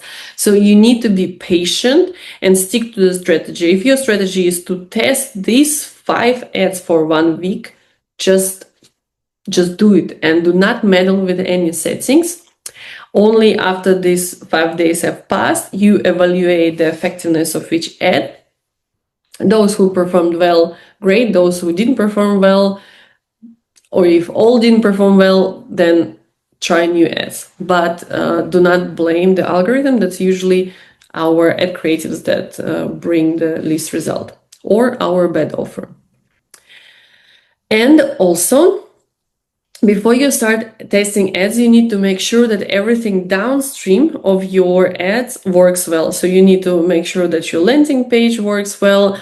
You need to make sure that your funnel, email funnel, works well, that you can sell on your sales call if you're a coach, for example. So you need to make sure that everything downstream works before you start testing ads.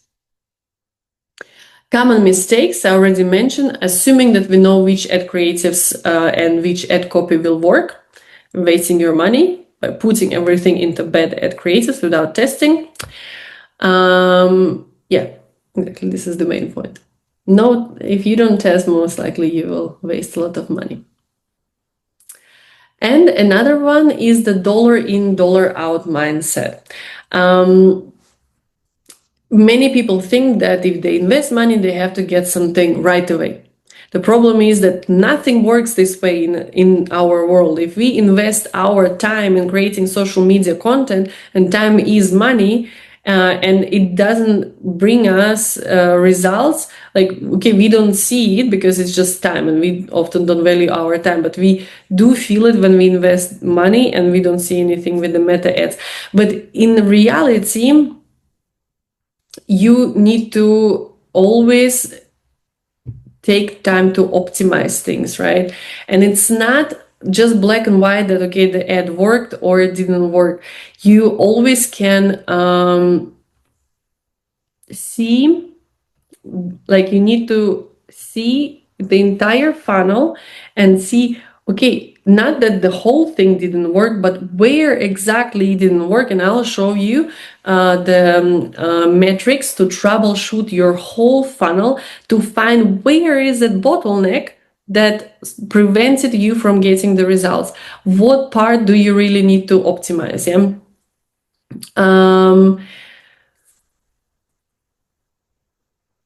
Yeah, the rest I already mentioned. Okay, so do you have any questions to the sales strategies before we go actually into the Meta Ads Manager itself? Yes, I have a question because you were talking about the freebie. I mean, it's clear what is when you're a coach or what could be such a freebie, what could be such a lead magnet for the branch club, for example. Well, the fact that you are advertising an event and you're not charging for it directly is already a lead magnet. Ah, okay. So it's like the way it already is. There is nothing you have to invent. No. Okay, perfect. Thank you. So you just need to make it as an attractive event where you don't charge anything for it. People just need to sign up, yeah, on your website, for example. But again, you should not expect that people sign up just because it's free. You still need to make it attractive and interesting for them.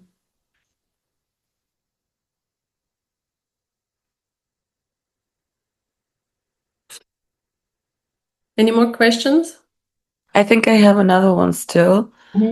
Because normally businesses which are pretty fresh, they don't have that much money, and they are rather like kind of, well, shouldn't I first of all gain some followers and so on and so forth, which I would say like kind of, well, when you perform some ads already, you have to invest in ads, you will get the more followers and more awareness. So would you agree with this, or would you say like, okay, perform some organic content first and then you can run ads? It depends on what your business is doing. So for online shops, focusing on social media, this will drive the online shops in the ground. They will not survive because algorithm, like organic content, does not bring you revenue. Only direct advertising can bring you revenue. But for other businesses as well, because paid advertising is something that you can control. And this is this mindset thing that I just mentioned about social media. We think that when we spend time on social media, we don't spend money, but we actually do spend money because our work, like our time, is money. Instead of creating content for social media, you could be working for a client, right, as a coach, or a business that pays a social media manager to create social media content is already spending money on the salary of the social media manager. So they are still spending money. And the problem often is that they don't realize that they don't get anything back, right? So when they are already spending money, they need to think, what should that social media manager do to bring the most business impact back for that business? if they just don't have any money, any budget, you cannot force them to do advertising. So then you just need to focus on creating a really great content, so you can organically attract a lot of money. And then and there are great strategies, and there is a science behind creating viral content that's all possible. And there are coffee shops, the dentists that can viral through their content, got a lot of clients. So it's all possible, but that depends on like where do you want to gamble and where do you want to invest your money. Okay, thank you. Okay, so let's start with the fun part, the ads manager. So I told you that the sales funnels are usually much longer than just like ads and the landing page. And today we will be looking only at this part of the funnel, which is meta ads and the landing page. So we will look at how to create high converting meta ads, and we will also look into what things we need to optimize in our landing page so it also converts. Yeah, we will look into how to set up your ads manager account and how to create a campaign there and how to connect your website traffic. And we will focus on the lead campaign because actually, except for Joanna, everyone is running a lead campaign. But I will also obviously look into sales campaign so Joanna can do it for her business tomorrow. So, basically, we don't need to look through the presentation anymore because we will go directly into the ads manager. I'll just have looked at. Yeah, exactly. So let's go into the ads manager. You see yeah, perfect. So we are in my ads manager. What do we see here? How many of you have actually worked with an ads manager before, like actively set up a campaign there? Okay, so we will start with the basics. One thing, I want to change the language to English so Joanna can also understand.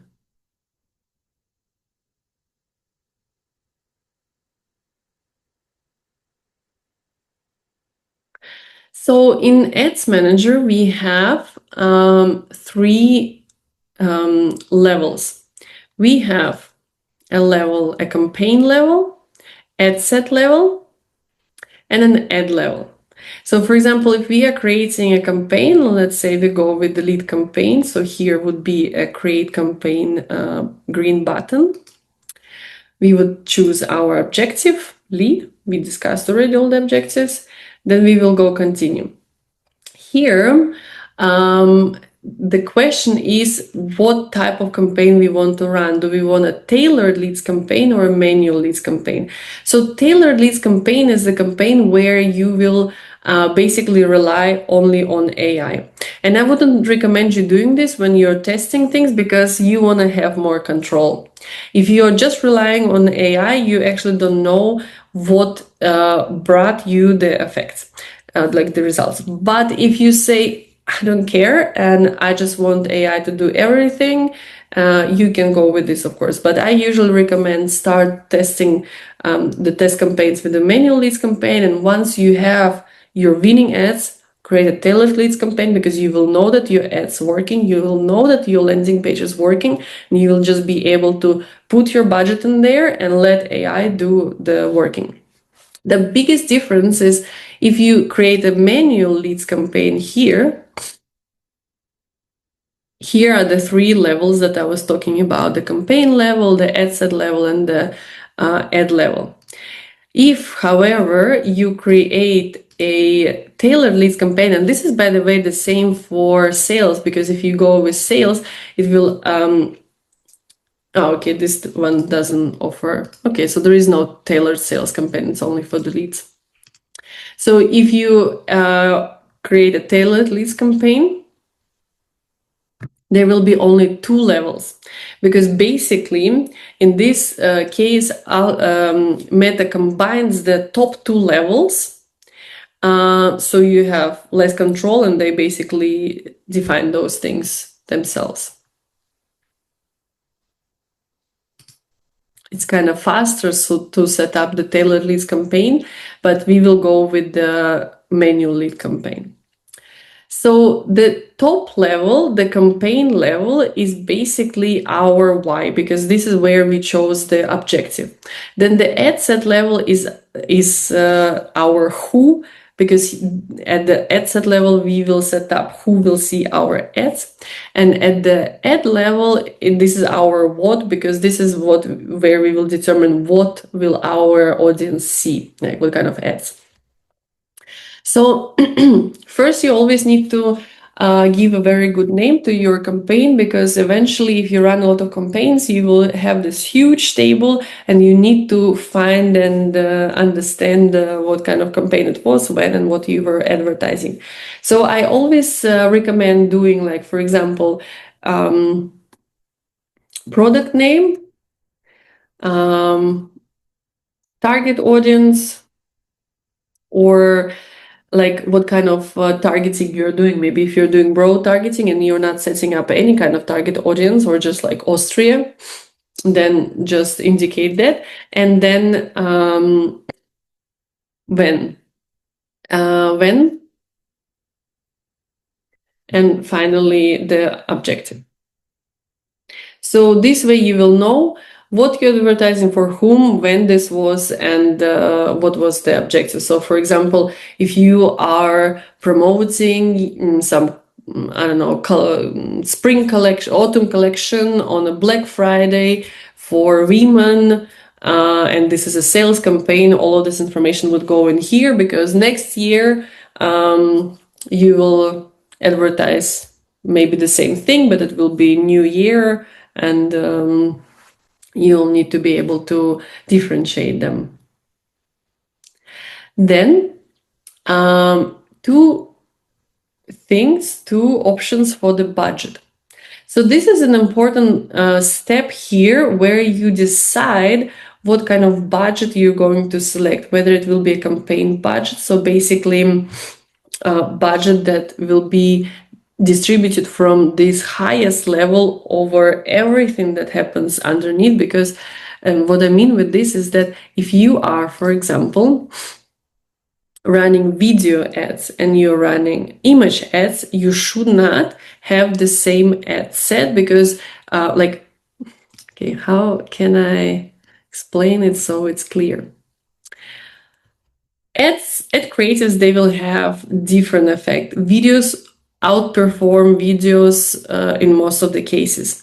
So if you will say, okay, I have 4 ad creatives, and for this campaign, I want to test these 4 ad creatives. And if you say 2 are video, 2 are images, the videos will always outperform the images. So it will not be fair testing, because since videos are always better, they are generally more engaging than static images, the algorithm will push all of the money to those 2 videos. Let's say this is a video, this is a video,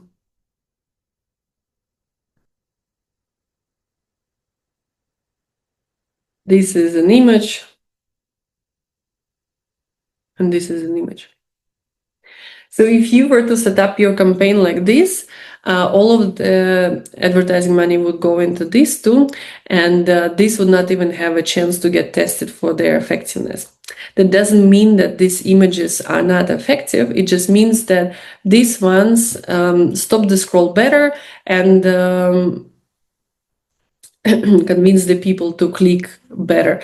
But it doesn't, like I said, mean that these are not that effective. It's just in comparison, they are less effective. So usually we would not test videos with images in the same campaign. And what we will do instead, we would create 2 ad sets, where in one we would only have images,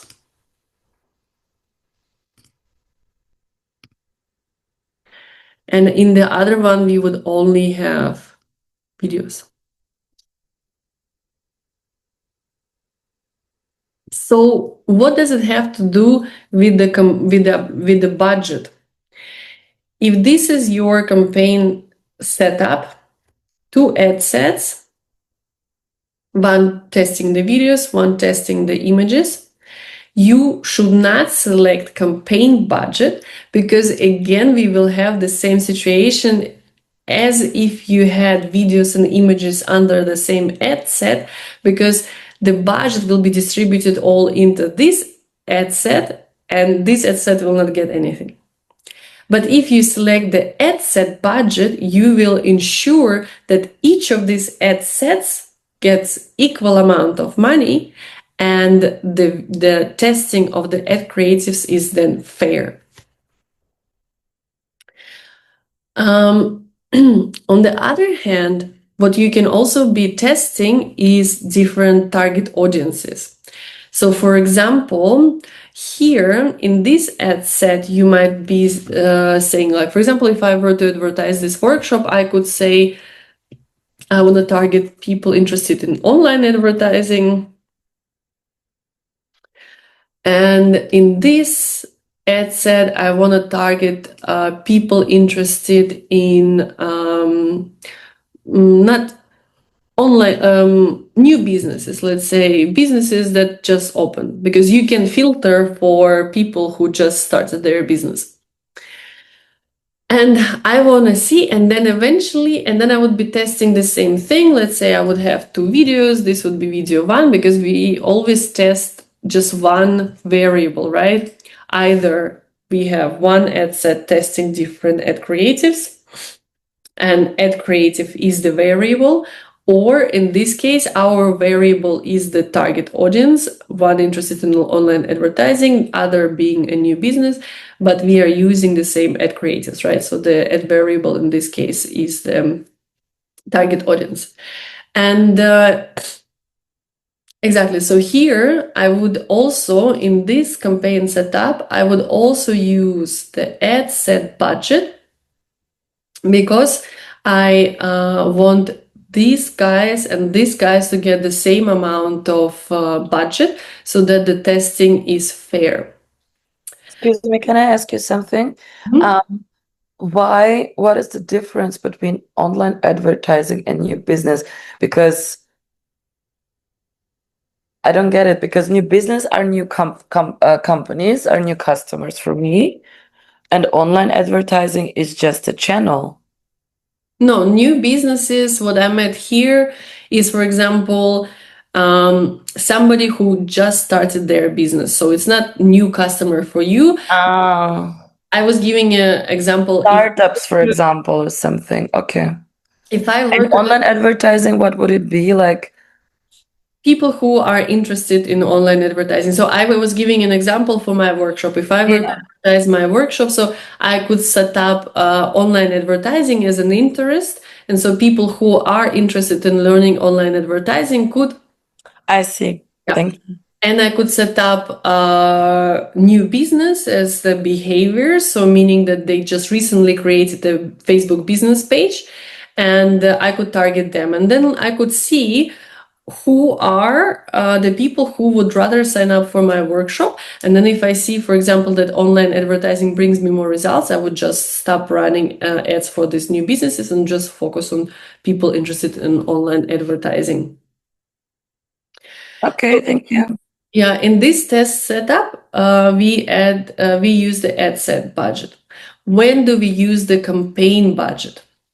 This is when we basically have tested everything and we are running a scale campaign. We have best would be to have just one ad set, only winning ad creatives, and we just allow the campaign to spread the money over our, like, everything that we have. Of course, we can still have multiple ad sets. And then in this case, we know that all the ad creatives are best performing. We know that both of these ad sets are bringing us the right audience, and we just decide the campaign to distribute the budget in a way that will bring us the most results. So only for scale campaigns, I would recommend you using the campaign level budget here. And if you're still testing, then please go with the ad set budget. Then the A/B testing you typically will not do, especially with the smaller budget, because what A/B testing is doing, basically in the A/B test, you would say, okay, I'm testing these two ad creatives against each other. And the benefit of A/B testing is that it will give you, in the end of the test time, different plots, and will calculate the statistical significance of how this video was, for example, more effective than this video. The problem with the A/B testing is that you actually need a lot of budget, because to get that statistical significance, you need a certain amount of results. Typically 50 results per week is what Meta recommends to give you statistically significant outcomes. For many businesses, this would be just way too expensive, and usually advertisers recommend from 500 to 600 euros advertising spend just to do per week, just to do the A/B testing.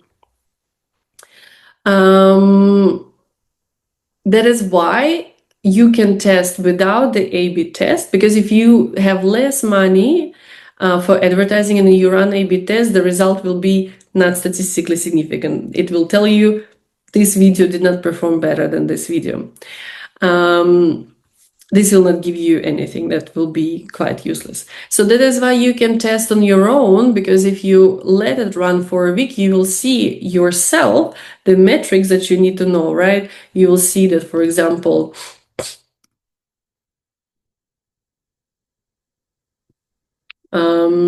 let me go into one of existing campaigns. It will be now a bit messy because we created these three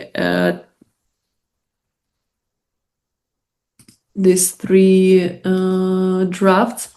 But what we would see here, for example, and when you are running this campaign, and you can see even without the A/B testing that this video, for example, outperforms this video by a lot. And so you will just turn off this video and we'll just continue running the ads that bring you the cheapest and most results, right? So this is how you do the the testing without A/B testing. And then the special ad category is only relevant for you if you are advertising financial products, like, for example, mortgages, loans, investment services. If you are advertising employment, jobs, education also. If you're advertising housing, rent, sale of houses, or if you're advertising something related to politics. Why these special categories is because Meta wants to prevent you from discriminating anyone for getting a housing or getting a loan based on their ethnicity or their behavior, sexual orientation, and so on. So just if you select any of these, when you do determine your target audience, you will have less settings because Meta wants to prevent any discrimination. But generally, these are all the things, 4 things: special ad category, A/B testing, budget, and the objectives, what you need to set up on the campaign level. So let's go then to the next level, which is online advertising.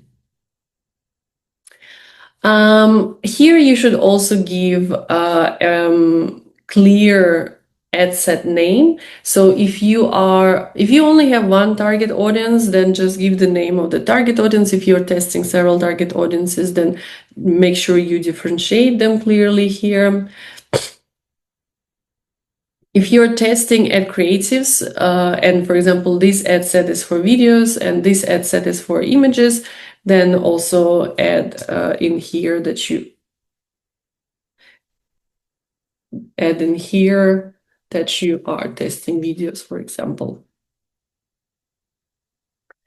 So then the next step is conversion. Here, actually, this is actually new.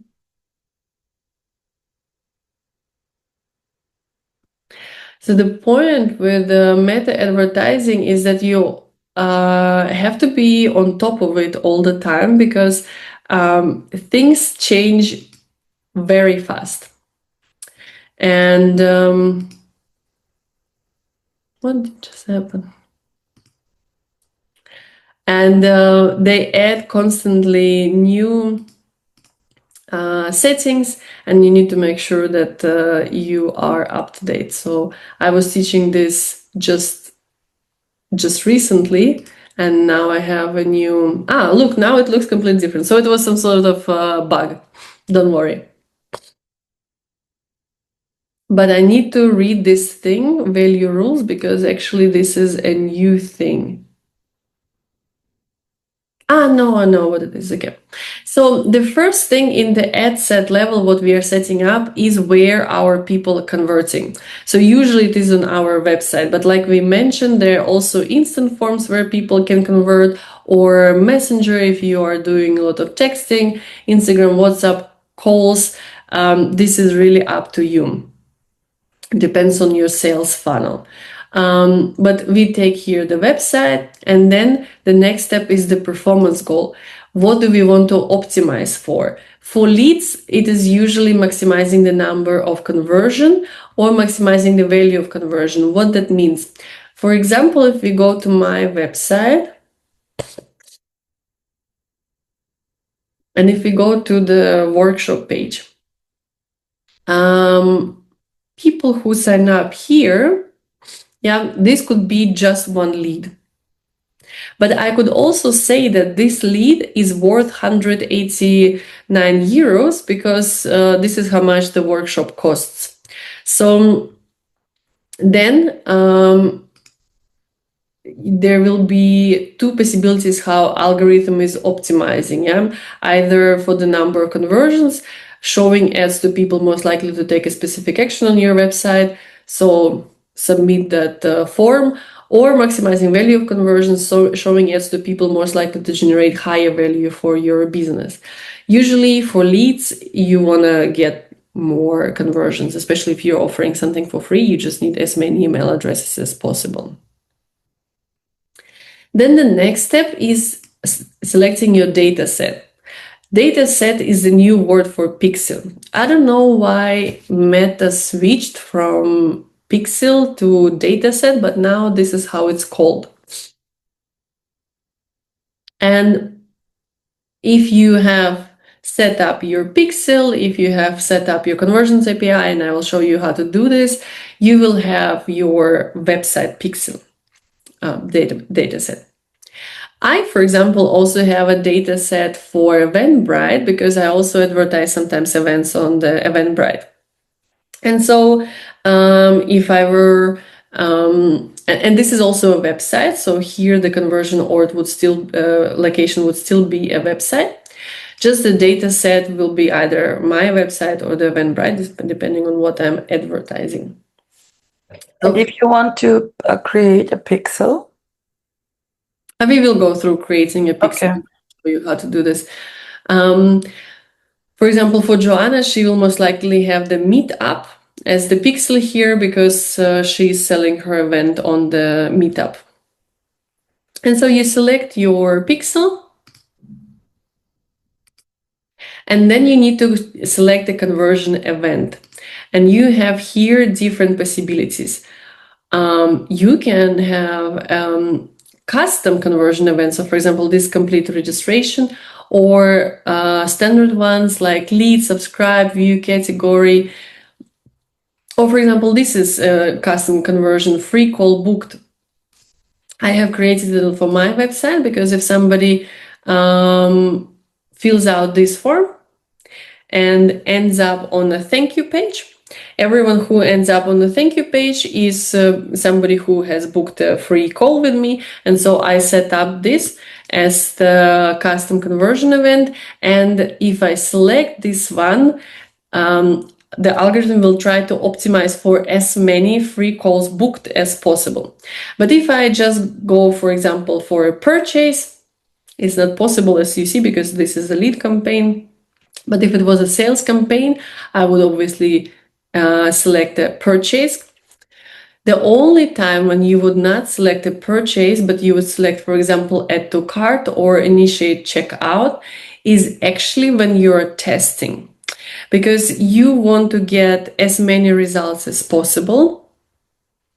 And if you have a small budget, it is very likely that there will not be so many purchases.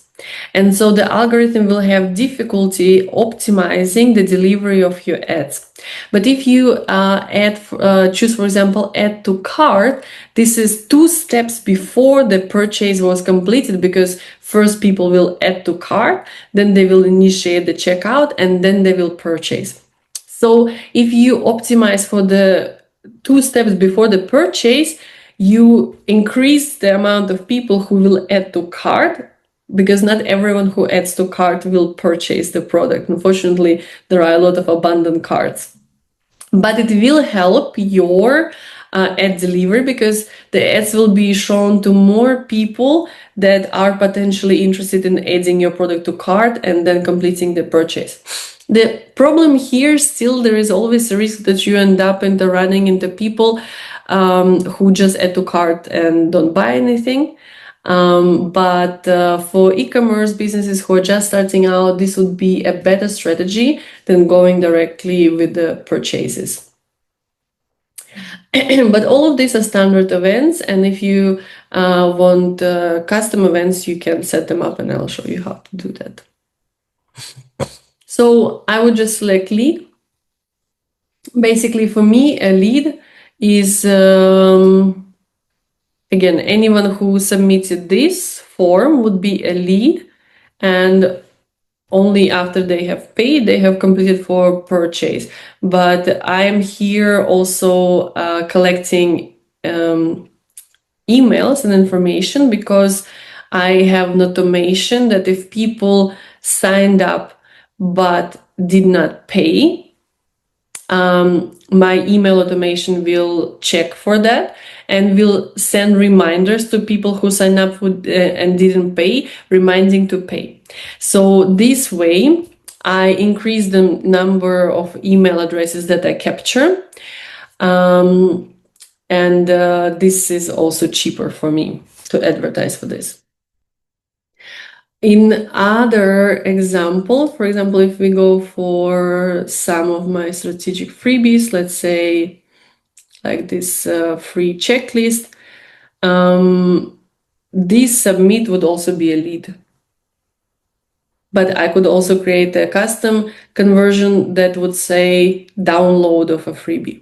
So that's up to you. Actually, I would recommend you creating those custom events, because you kind of want to know what exactly happened. Because if you have multiple lead on your website, so book a call is a lead, submit is a lead, I don't know, pressing an email button is a lead. If you have many different leads on the website, you don't know what exactly is happening. But if you set up a custom conversion for each one of these buttons, or at least like for different products, then you will know what is actually happening and what people are really interested in doing with your offers, your brand, and your business. So yeah, this you don't need to worry about, because this is again going into the whole value thing. Like I mentioned, if you give a value to an conversion event, then you can optimize for this.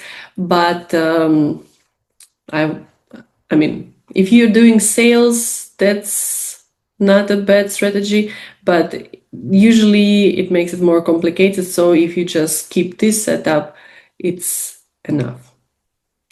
Then dynamic creative is if you turn this on, what the algorithm will do, it will take all the videos and pictures that you upload plus all the text, and it will create different combinations, and we'll just try to find the best ones that your audience responds to. I don't like using this because then I don't know what combinations were the winning ones, and I want to have control to know what are the winning ads that I'm testing. So the next step is setting up a budget. So like we said, I would not recommend you going lower than really like 15, 20 euros a day. And then the starting date and the end date.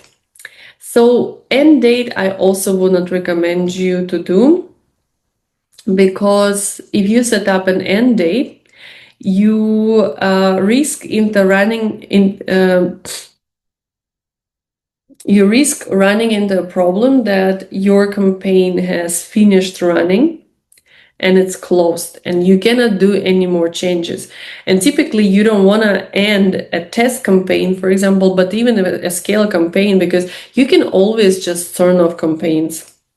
See, I have a lot of campaigns that I just turned off, but if I want to run again a campaign for my Meta Ads workshop, I can just turn it on anytime, right? And it will just restart running. And all the information that algorithm has already collected in its learning phase,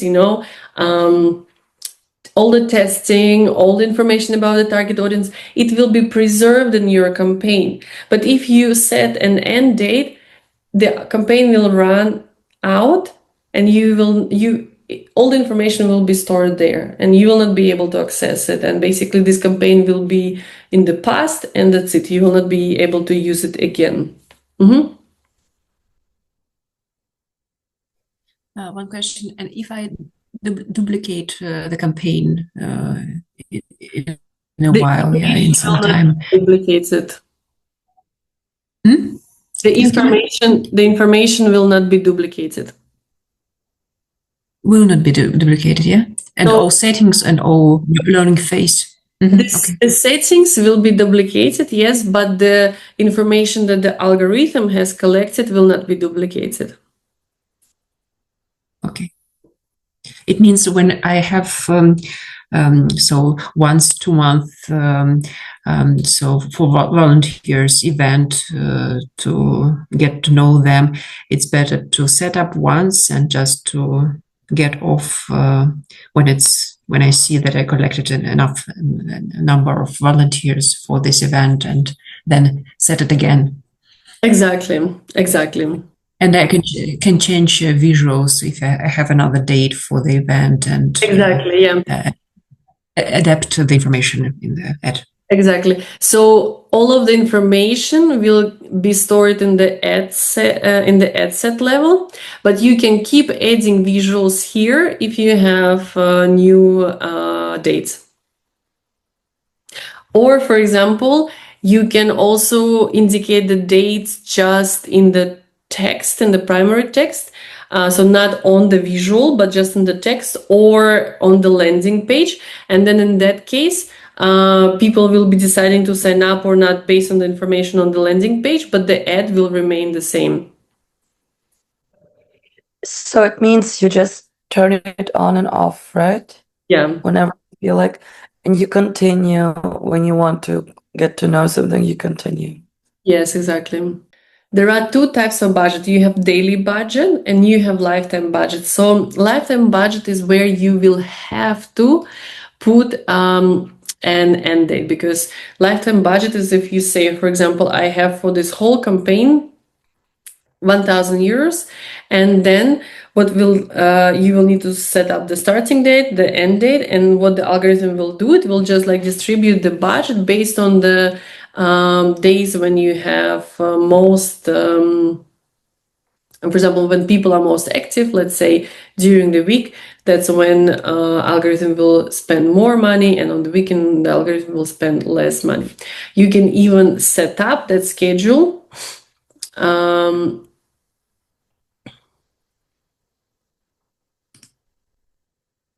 If you press here, set a schedule for ads, and you can say, okay, I don't know, just Thursday, Friday, Saturday during that time. You can do that. Yeah, so if this is really relevant for you, of course you can do this, but in most of the cases,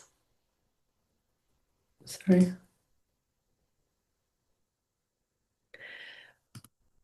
I would recommend going with the daily budget and not setting up a end date, and just turn off and on the campaign. What you can also do with daily budget, you can set up budget increase. So for example, if you know that in specific, or for example, Joanna, in your case, if you're running, that's what you said, you're running like daily budget, let's say 10 euros per day. In the break, I will restart my whole system because this is very annoying. So let's say you're running for 2 weeks with 20 euros, and then you, like you said, 1 week before the event, you want to increase the budget. You can schedule this budget increase during that time.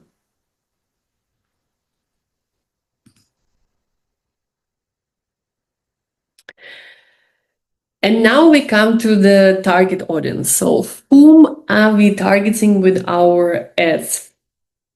So before we had that we would set up hard rules for our campaign. Hard rules meaning we give like the algorithm the boundaries that he's not allowed to cross. We say, let's say only people in Austria, only within this age range, and only women. Now, we don't have these hard boundaries anymore. We only have basically suggestions. And suggestions mean that algorithm will try to check if this is true. And if not, if other settings will increase the results, then algorithm will show the ads to male, even if we think that our target audience is only female. One important thing about target audience is, like before I show you how to set it up in Ads Manager, I just want you to know this thing. There are actually 3 target audiences in Ads Manager. So you have your core target audience. This is the one that you set up based on your customer avatar, on your target audience definition. Usually this is where we use our knowledge of our target audience demographics, psychographics, behavior, interests, and so on. We have, however, another target audience that is called custom target audience. This is something that we can set up based on our previous target audiences. And we will find it when we go here in Ads Manager. On the left, we have audiences. And here we can save all our audiences, our custom audience, our core audiences, but we can also create custom audiences. So if we go here, create audience, custom audience, here we will be given a choice of different sources where we would draw those custom audiences from. So for example, if you want to run a retargeting campaign, targeting all the people who have ever visited our website, we would create website as our source. We can also provide a customer list. This is like a list from our email marketing platform with names and emails. And so every account that is registered on Facebook with that email address will be targeted with our advertising. But we can also target, for example, our Instagram followers, or people who RSVP'd for a Facebook event, or maybe people who liked or followed our Facebook page. So we can really draw from different target audiences here, like different sources. And let's say if we take a website, we can target all website visitors, or we can actually even target people who visited specific web pages, or we can retarget people who have initiated the checkout or added to cart but didn't purchase. We can retarget them with more ads reminding them to purchase. Or, for example, if your company is offering multiple services or products, like, for example, I offer branding for personal brands, but I also offer these meta ads workshops. So basically, I could say people who visited specific pages, then I can give the URL of that specific page, so the meta ads workshop. This way I will be able to differentiate people who are interested in online advertising and meta ads workshop, and people who are maybe personal brands themselves, coaches, consultants, whom I can offer my branding services. So this is a very nice feature where you can segment your audience even further. Audience retention is how long that audience will be stored in this custom audience list. Maximum is 180 days. You really cannot, like, if you, for example, were to give a bigger number, maximum 180 days, so half a year. So if you're creating this audience now, it will be empty. And it will start populating this audience list with the people who visit your website. And over the next 180 days, it will be collecting this information. And then once it's 181 day, it will lose the information from the very first day when it started populating this custom audience, and it will just retain the information from the last 180 days. That's why I would recommend you creating this custom audience based on your website visitors as soon as possible, so you have as much information available as possible, because it takes some time until it's populated.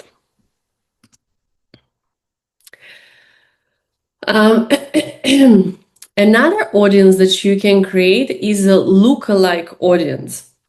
So lookalike audience is an audience that is similar to your custom audience. So let's say so here you have to create an existing audience or data source. So let's say you want to create a lookalike audience that is similar to your website visitors. Wait a second.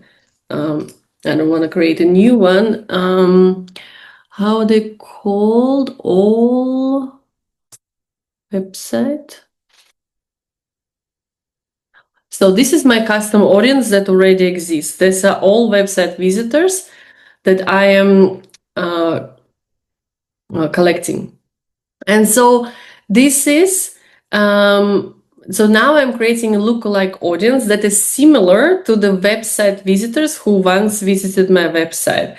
And I can still, of course, restrict it based on the location. So I can say Austria. And here I can choose the percentage of how similar they should be. I can keep it broad and let's say top 10%.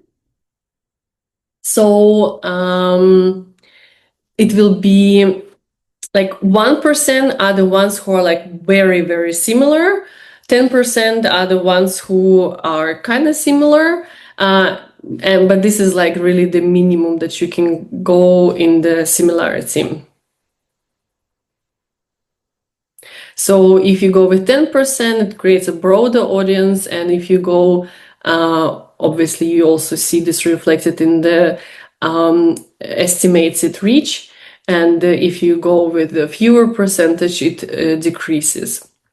So I think 5 or 10%, that's fine, because you don't really, if you go with 1% and if you only have an estimated reach of 41,000, that's way too little. Like you will not get many results for your campaign if you create an audience like this. But 500,000 is not bad. But typically you want to make sure that your audience is broad enough. And 500,000, that's really, that's quite narrow. So this is about custom audiences and lookalike audiences. You can also save the core audiences that you're creating for your campaign. So I'm going to show you how to do this.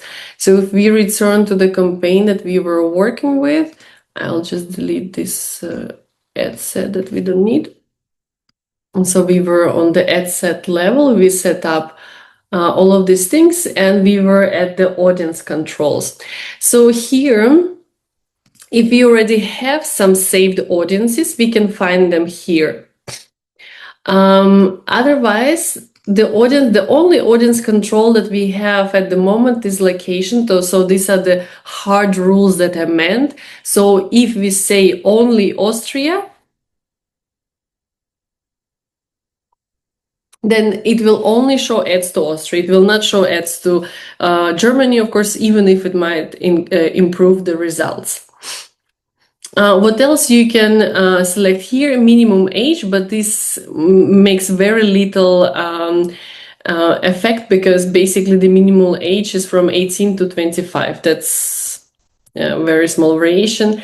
And you can exclude a custom audience. So for example, if you want to reach new audiences, you don't want to retarget, like if you don't want people who have already visited your website or follow you on Instagram, or maybe whose email addresses you already have. If you want to exclude them and only target new audiences, you can do that there. By the way, I just want to tell you that this snapping is the first time that this is happening to me. So Ads Manager waits until I have a workshop to give me this headache. So this is about the audience controls. So these are like the hard criteria.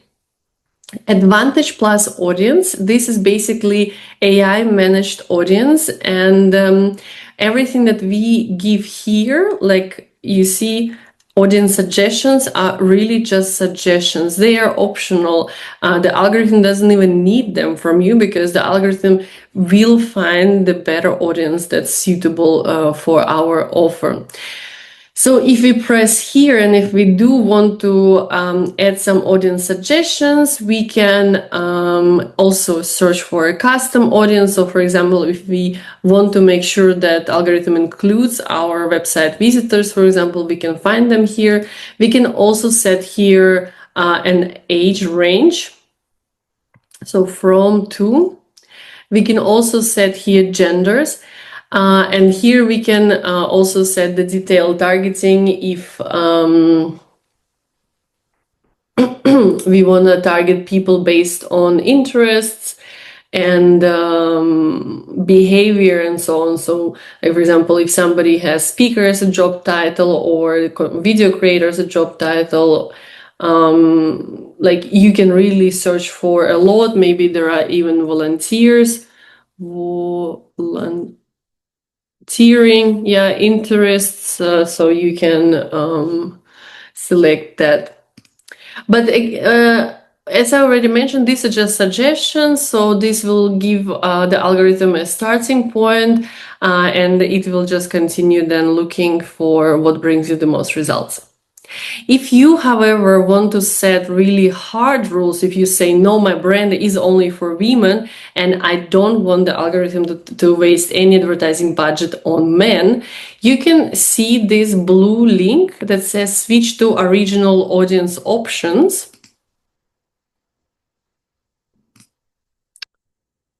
Just close all these apps. I'll close this just. So you can switch to original audience options. It will ask you, are you sure? Because if you use Advantage Plus audiences, you have lower cost per result. Of course, like I mentioned, Meta wants you to go with the AI. But if you say yes, use original audience option, so you will see how it used to look like a few years ago when AI was not yet in the play with this whole thing. So here, age, gender, detailed targeting would be hard rules. So we would say only those people who have speaker as a job title, only they will see our ads. And this will be true. The problem with setting these hard rules is that we might end up with the audience so narrow that the algorithm will just not be able to find them.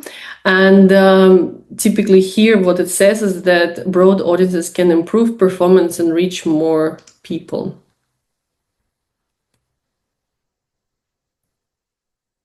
And reach more people likely to respond. So you see, narrow is in red color. So Meta does not want you to go for a narrow audience.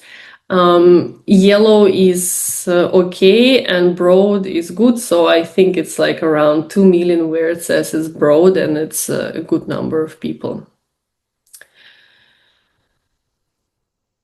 Yes, and after you have selected your target audience, whether you are going with original audience settings, or if you say, no, I do want to use Advantage Plus audience, you can still save these settings, which is a big benefit because then you will be able, and this way you have defined your core audience. So this is where we define our core audience.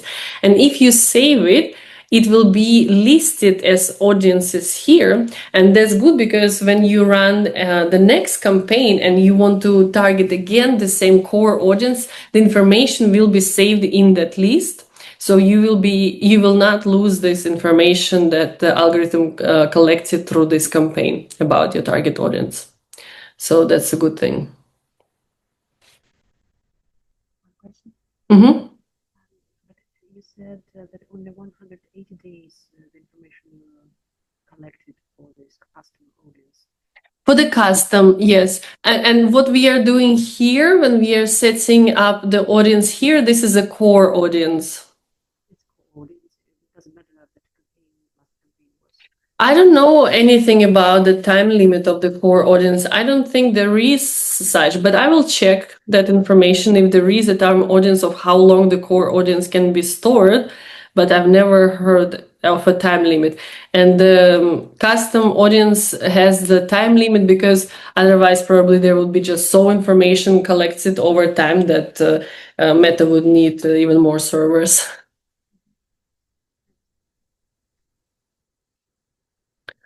I absolutely despise this stuff that is happening right now with my ads vendor.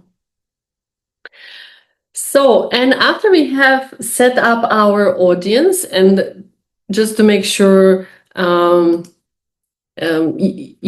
understood that broad audience is a good audience, you have the option to set up the beneficiary. This is usually the one who gets the money, like who benefits from the campaign.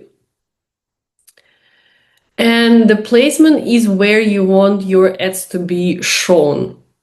I would recommend you going with the Advantage Plus placements, but you can do manual placements. If you say that, for example, my target audience is only on Facebook, or my target audience is only on Messenger. So you can select the platform and you can also select the placement. So for example, some brands, they only go for Facebook and Instagram, and they only go for vertical formats because people do mainly spend their time on Reels, scrolling like non-stop on Reels or stories. So you could say, okay, I only want vertical, and you basically click away everything. So video, so Facebook notification, no. So you can click away everything that is not vertical. So look what, because it is so common that some brands actually literally just go for vertical format in their ads. Facebook now separates it, stories and reels completely separately. So you can tag everything here, can remove everything else, and basically your ads will only be shown in vertical format. So stories and reels on both platforms, Instagram and Facebook. So this way you will only need to prepare a vertical format. And you will also maximize the results, because statistics do show that every third impression comes in stories and reels. It means that actually the majority are in stories and reels, so you can maximize for this format. Also, videos, it's easier to post good videos in a vertical format. Like if you're making nice reels, you can just repurpose it as an ad and it will be vertical already anyway, and you will not run into the risk that it will be cropped in a not a very nice way. Like if you use that video as a square post in the feed, for example, yeah. So think about your resources, what you would be willing to do if you want to prepare all three formats. You can go horizontal, square, vertical. You can focus on only squares. That's also okay. Or you can focus on only verticals if you primarily make videos. So that's very relevant if you make video ads. Otherwise, go with Advantage Plus placements. And then the next step, the last step, is setting up our ads. And so the ads should also have names that you are able to recognize what ads they are later on in the results matrix. Because if they are all just called video 1, 2, 3, 4, 5, you will probably not know which one video it is, and you will then need to go inside and look, okay, which video worked better than the other. So just usually I use the hook that is on the video as the name of that ad. So how do we set up an ad? The first thing it asks us if we want to do a partnership ad. So this is possible if, for example, you have multiple accounts, or if you're working with influencers. Running partnership ads increases your chances of, if you're working with an influencer, for example, it gives you social proof that if that influencer who has a lot of influence, who has a lot of followers, if that influencer works with you, you as a brand are probably also more influential and more trustworthy. So if you do have some sort of partners, then you can consider running that. For example, I have this Elevate networking, these events that I run. So I can run partnership ads with my own Elevate networking business. Somehow it's not selecting it. Yeah, no. And the ads will be shown in a way that we have both accounts on top and not just one.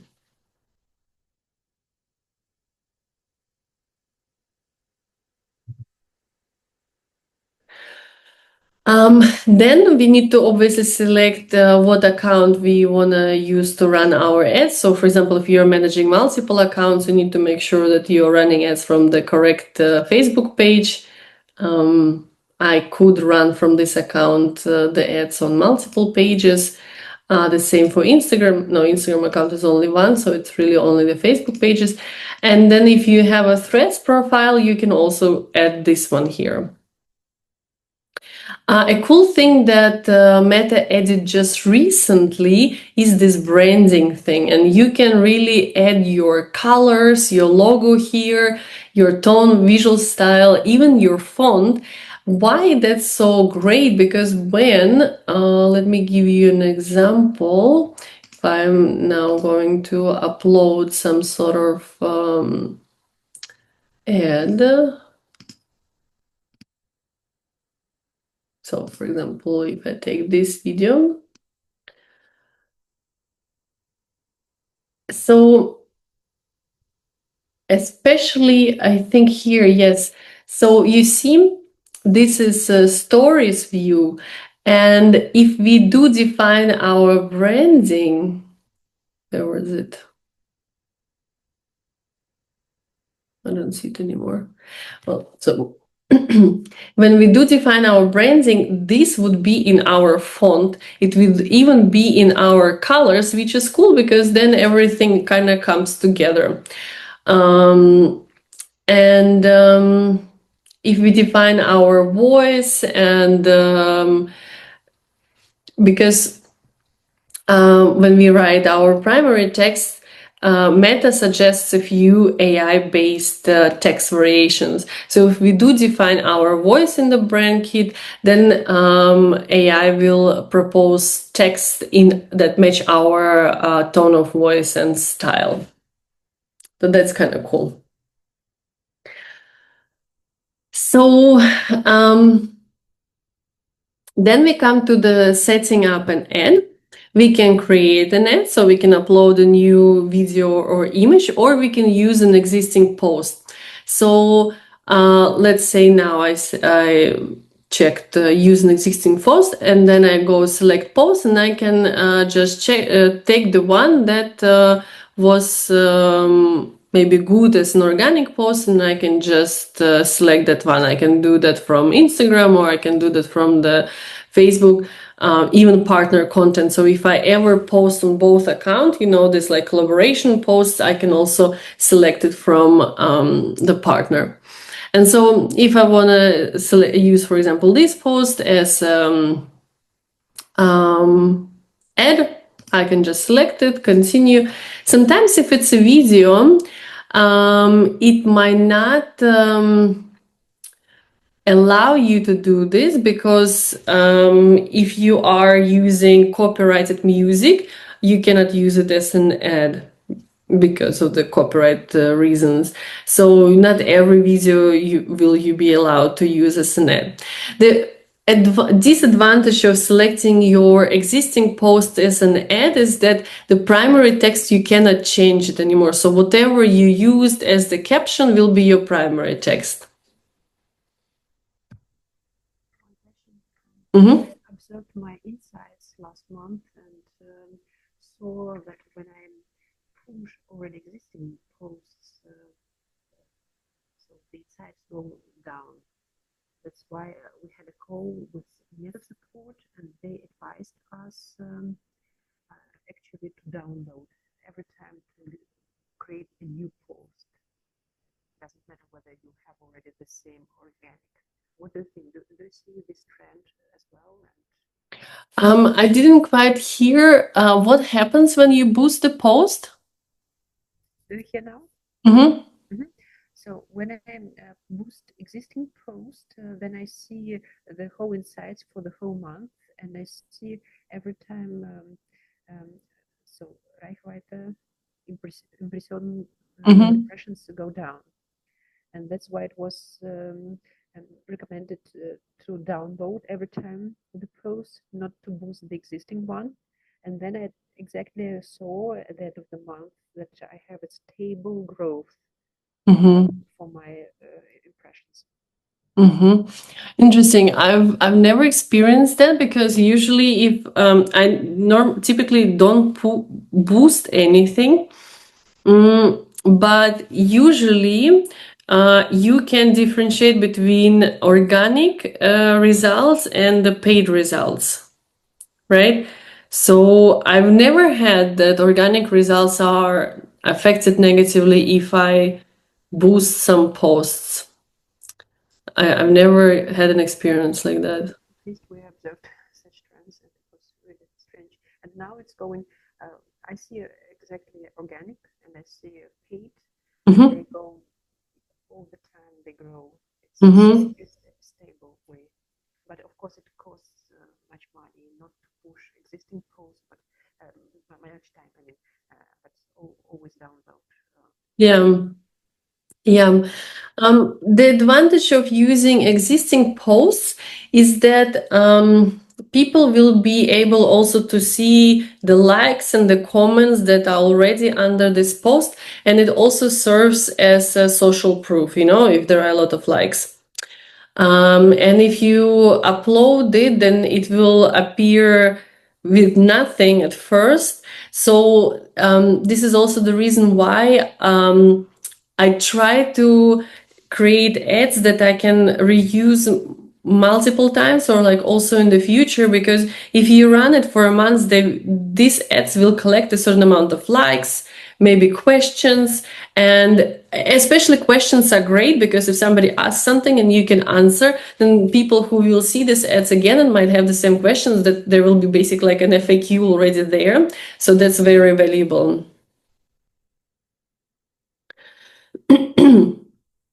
So if we go with the create an ad, we will have here manual upload or Advantage Plus catalog ads. So this is possible when we have a catalog on our website. So if we have an online shop and we have created a catalog of products, and we can connect that with Meta, and Meta will be able to grab the product pictures from that catalog and use them for the ads. Then if you go for manual upload, you have a couple of formats. You have single image and video. So this is very typical. Single images are typically less effective as videos, because in videos, you have all these multiple elements that really stop the scroll, and also in terms of organic content, statistics do show that single images are not that effective anymore. And if you do only have images, I would recommend animating at least the texts so that there is some movement going on, because movement really attracts attention of people. Then you have carousel. That's when you have like multiple you can see the recording tomorrow, like for the rest of the thing. So I will be uploading this. Okay, bye. So Ekaterina, we are staying alone for the last hour, but that's all right. All right.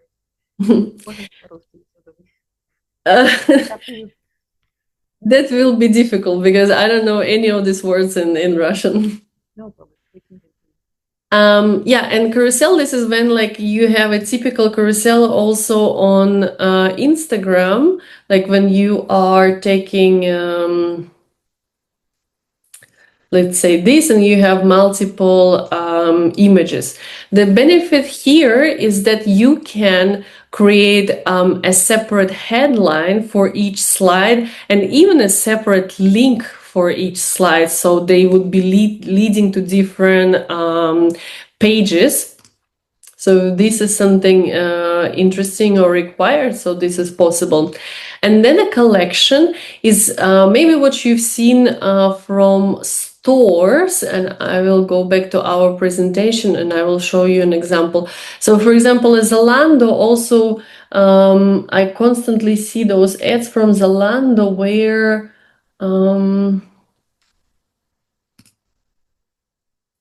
we have this collection of stuff, right? So and when you press on this product, you directly go to this product. So this is also a very handy thing, especially for online businesses. So multi-advertiser ads, this is, I don't think I can demonstrate it, but basically on Meta, this is something that you can do also that you see on Google. Let's go lamp. And on Google, you will see here these different shops. There is the same thing on Meta, that if you you scroll and then suddenly you see multiple ads next to each other. So you can select whether you want that your product is one of these multiple ads or not. This is advantageous because if a person is looking for something specific, is basically in a shopping mood, then they just need to scroll through these pictures and find the one that is suitable, and it might be your product. So I don't see anything bad about this one. Then the destination. For some reason it switched to instant experience. Let me check why. Conversion location. I'll just delete this whole thing. Website. So the destination here is our website, usually a landing page somewhere. So it can be homepage, it can be the landing page. We will put it here. Usually if it is, let's say, workshop landing page, and we have this long URL, it's not so nice if it was to appear like under a picture. And here,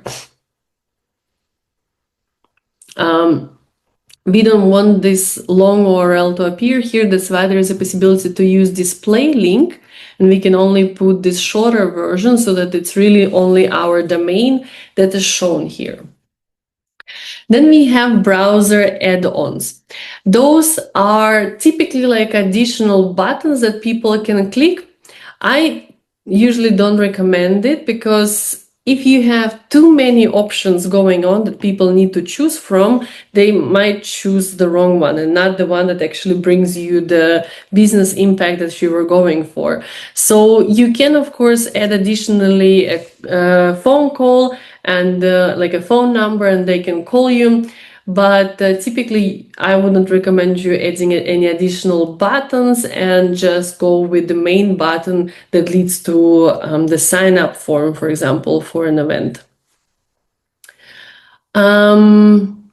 Now, a few things about an ad creative, and let's go with the image ad. When we decide that yes, we want to do a manual upload, and we're gonna go for one image ad. Here's our branding thing. And another option is site links. So site links is something that you see over here. Meta ads, Instagram workshop, content template. So it's additional buttons under the main button. That's also distracting for people because they, if you're going for a sales campaign and it suddenly shows About You page, for example, and if they click on that About You page, they will not come to the conversion location where they would purchase whatever you were selling. They would come to the About You page. So I would recommend turning off these site links if you're going specifically for leads and sales. If you're going for traffic, you can keep them because then people can decide what are they interested in. Maybe they are not interested in your homepage. Maybe they are more interested in Meta ads, Instagram book, whatever other workshop. Then it's fine. Let them click there. If you're running traffic, that's good. Awareness, that's fine. But leads and sales, you will end up wasting your advertising money if people click somewhere where they cannot convert. Then here you upload your photo, let's say this one. And the next step is to crop it for the different formats. So you can, for example, say, okay, use 1:1. You can also crop it. So, for example, this logo fits here, but this in the vertical doesn't look so well. So you can actually, this is what I recommend doing, prepare the same ad, but in vertical and horizontal format. I don't know where's that specific ad in the horizontal format, but in the vertical. But let's say these are the same ads, and you can basically run this one for everything that's vertical and this one for everything that's in the feed. That works just fine. And then the horizontal, there are very few people these days who are browsing on Facebook on the desktop version. So horizontal is really for the desktop version. So I would simply recommend designing the ads so that all the important information is in one central space where you can then crop the ad, but you do not need to design specifically horizontal ads. some negative implications, for example, when I don't have appropriate formats for every thing, when I use only one format and it's not. If you go for only one format, I would recommend going. For example, I have 4 to 5 main media for organic posts, and I use it to boost. I don't use it extra when I think about small ads campaigns. Of course, when I think about big campaign, Yeah, there are no negative implications. The only negative, so none from Meta and the algorithm. The only negative implication there could be is from the people, because if they are scrolling in stories and then they see an ad that is shorter than a typical story, then they will be fast in recognizing that it's an ad and not a typical story. But on the other hand, you can also put just a picture, like a shorter picture, not necessarily a vertical one as a story. So it's just about how fast people will recognize that it's actually an ad and not a normal post. So I also, when I design carousel ads, they are also all 4 to 5. If I design videos, they are all vertical. But I always try to position the information. For example, if I were to use now a vertical ad in a in a square format, let's say this one, I would try to design the ad in a way that the important information is still in the center.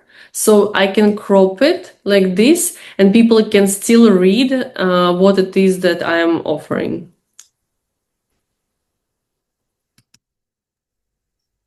And then we have the text situation. So we have 3 possibilities of text. We have primary text, we have a headline and a description. So primary text is the longer text where we can include more information. On Facebook, it is above our ad, and on Instagram, it is below our ad. So I will just write primary text, headline, description. So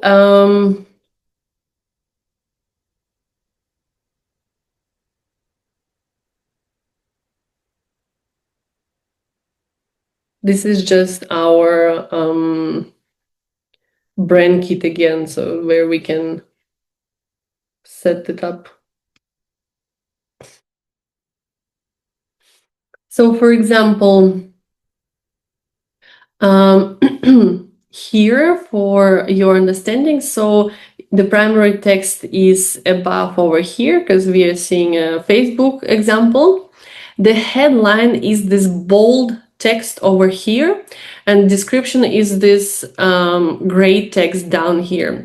So a headline and description have to be very short, otherwise they will be cropped and people will not be able to read the full thing and understand the full point of what we are trying to say. What is also important to know about the headline is that sometimes I will see ads running just with the headline without the primary text. So you need to make sure that you write the headline that is clear enough as a standalone, even if the primary text is all of a sudden not shown. I tell you, Meta sometimes goes crazy. It crops the ads in a weird way. It just shows the headline or not shows the headline. It's like it tests many things that we don't have control over. But knowing that this is possible, we can prepare better ad formats and write headlines that they are explanatory enough, but not too long, and then primary text that have the rest of the information. What we see here also is that Meta on its own decided to enable the flexible medium, and it also grabbed some videos that it thinks is related to what I'm advertising here. And that's why I have like here a few ad creatives, and basically the disadvantage about this is that this whole thing, this whole setup will be shown in the results table as just one ad. And so if this one ad is driving a lot of results, I will not know if it's coming from this video or this video or this video from this image. For me as an advertiser, that's not good because I want to be in control of what I'm doing. And only produce, ads that are working. If I don't know which one of them are working, I will have to always create a bunch so that they randomly bring some results. So if you say that, okay, I don't care, I will just have one ad and I will just put a bunch of videos, and if they're bringing results, great, then it's okay. Then you can keep the flexible media. If you say, no, I would prefer to be in control and I want to know exactly what brought the results, because I want to iterate, I want to optimize them and build more ads like this, because when we identify which ads are winning ads and bring us the most results, we can just create variations of those ads and build more and more winning ads. So that's why we need to know which ones. So yeah, you can decide if you're doing this or not, if you're adding the related media or not. I would recommend just having multiple ad sets and having like this each video per ad set.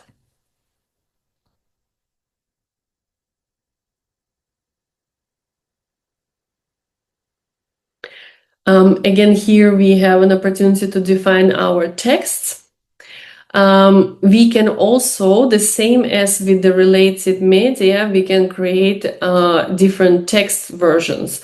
Again, the problem here is that we will not know which one was the most effective. So I would not recommend doing that unless, again, you just want to put like many different variations in just one ad and just let the algorithm do the picking of what works the best. And then this optimized text per person is when you write your primary text, and the algorithm here will propose you a few text options. And if you have enabled optimized text per person, these variations proposed by AI will be targeting basically different segments in your target audience. It can be for individual freelancer, or it can be for a social media manager, or whatever variations your target audience might have. Then we have call to action. These are predetermined, and important to know that this will be translated based on the language of the customer. So if customers Facebook is in German, then all of these buttons will be translated. So you don't need to worry about this. All of this is predetermined and fixed.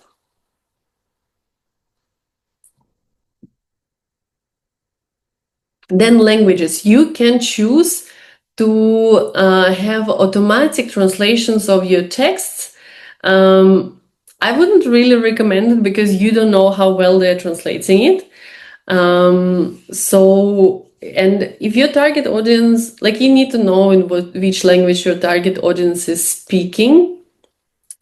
If you have multiple languages within your target audience, because, for example, you're targeting people in Austria who speak German and also internationals who speak English, then you can create multiple ad sets, one in German and one in English. And then the last step here is tracking, where you say, yeah, you do your website things, and that's it.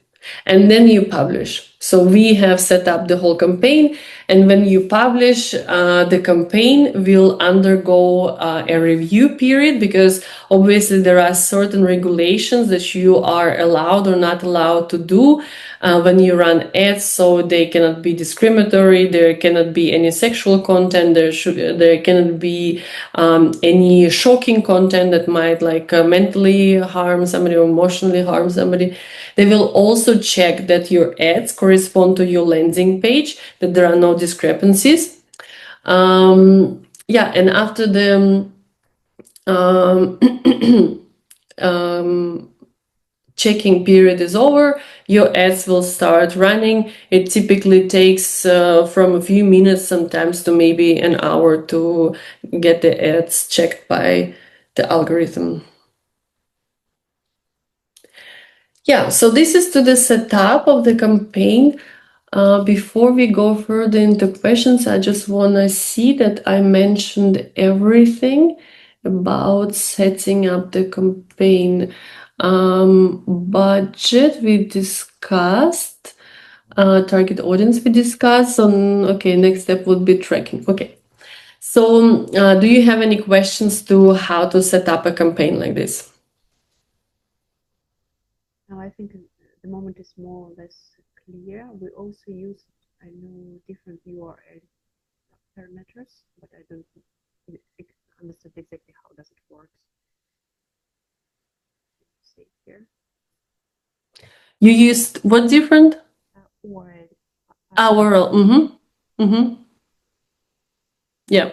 I don't know why we use different. We just fix setup with a bit different from what source comes. Because I suppose it's because we set different. We have ads on Google and Meta, and that's why we can track whether it comes from Meta. Yeah, I think so. It can be, yeah. That's why. Yeah, that can be. Okay. So let's talk about tracking then, because tracking is an important part. This tracking is basically what lets us collect all this important information about our customers so that our campaigns are successful. In order to set up tracking, we need two things. We need Facebook Pixel. So this is like a small piece of code that is added to our website that basically tells us that something is happening on the website, that people are coming there and they're taking some actions. But what Pixel does not tell us is very specific actions of what is happening on our website, and also Pixel is browser dependent. And this is not very stable. Plus, Pixel is also cookie dependent. So when we want to have legal compliance, you know that we are only tracking the people when they accept the track, like the cookies, then Pixel will not be able to track. But Meta has introduced also Conversion API. And this is not the browser tracking tool, this is a server tracking tool. And that one does not, like, it's different from Pixel because it does not rely on browser tracking, but on the server, and it basically can bypass the blockers. So if people do not agree to the cookies, Meta will still be able to measure through conversion APIs the events that are happening on our website without any privacy restrictions. And there are still no regulations that can bypass conversion API. And I think every time new regulations will come out, the advertising tools like Google or Meta will release some new tracking systems that can still bypass it, because otherwise, if we don't get any information, we cannot, the algorithm cannot optimize for the results. So, yeah, these are a few words about the fact that the tracking is being restricted nowadays. And if the tracking is restricted, we get less information, and then targeting is less effective, and then we can optimize, we cannot optimize our ads so well. But if we do use Meta Conversion API, then actually we bypass that situation. We can also rely on first-party data like email lists, CRMs that we upload ourselves as custom audiences. Or we can use broader targeting and interest-based audiences instead of like strictly being dependent on similarities of our audiences that algorithm has to find. So I just want to show you where you set up the tracking. So to set up the tracking, we need to go to Events Manager on the left.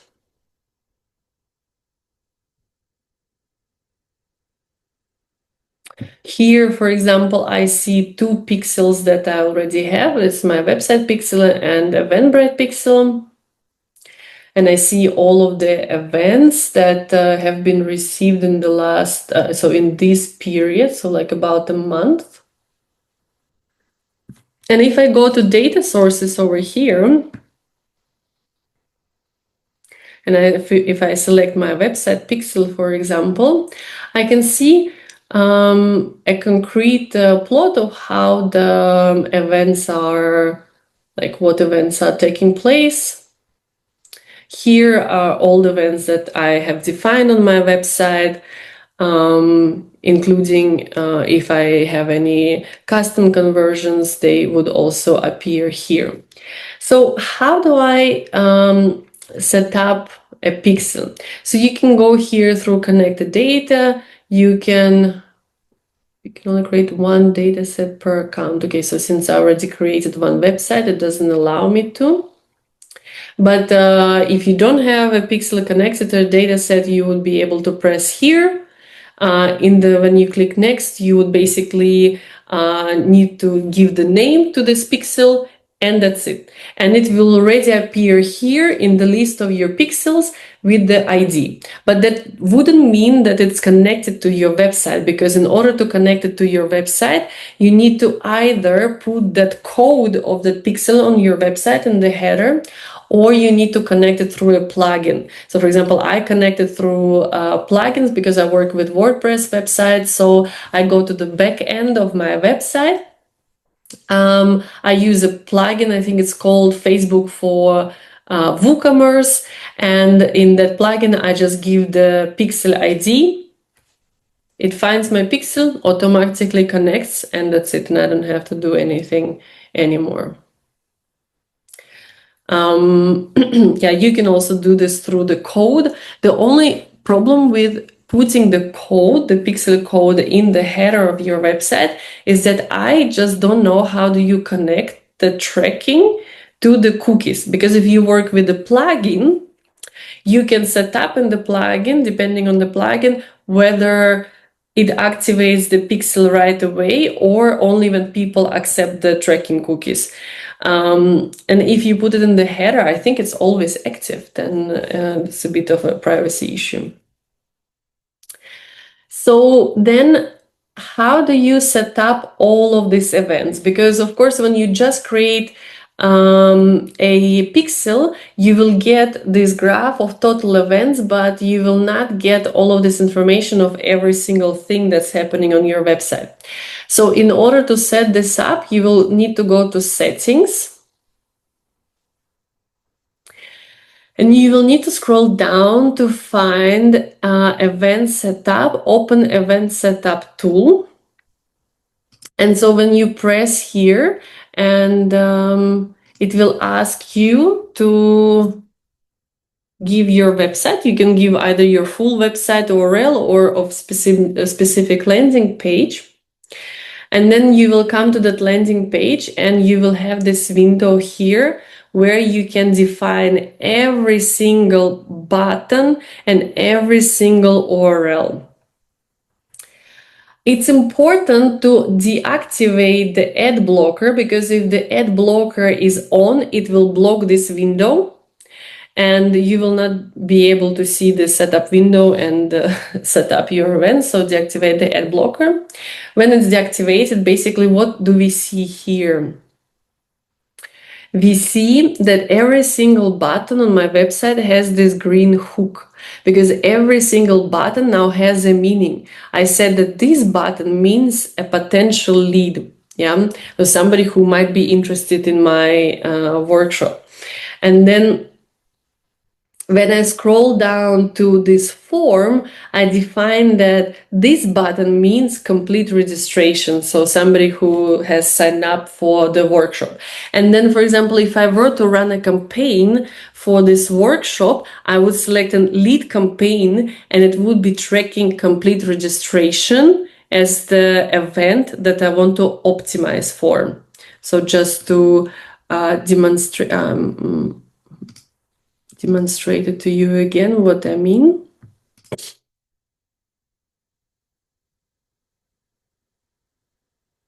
So if I go to this event, to this campaign that we were just creating, and on the ad set level, where it says conversion location, maximize number of conversions, data set, content fetch website, conversion event, and here I can select complete registration. So maximize number of conversions, but what are conversions? Here I define under the conversion event what is considered as conversion. Is this just a lead? But then in my case, all of these buttons would be a conversion because all of these are marked as leads. But only this one is marked as complete registration. So I am obviously interested in more complete registrations. So I would select this as the conversion event. What is also possible, what some people have, is a thank you page. Let me see if I have any thank you pages on my. Thank you.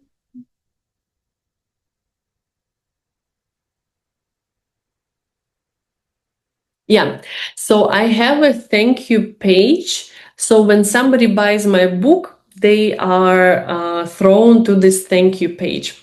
And I could track this whole page as a completed purchase. I could track a button.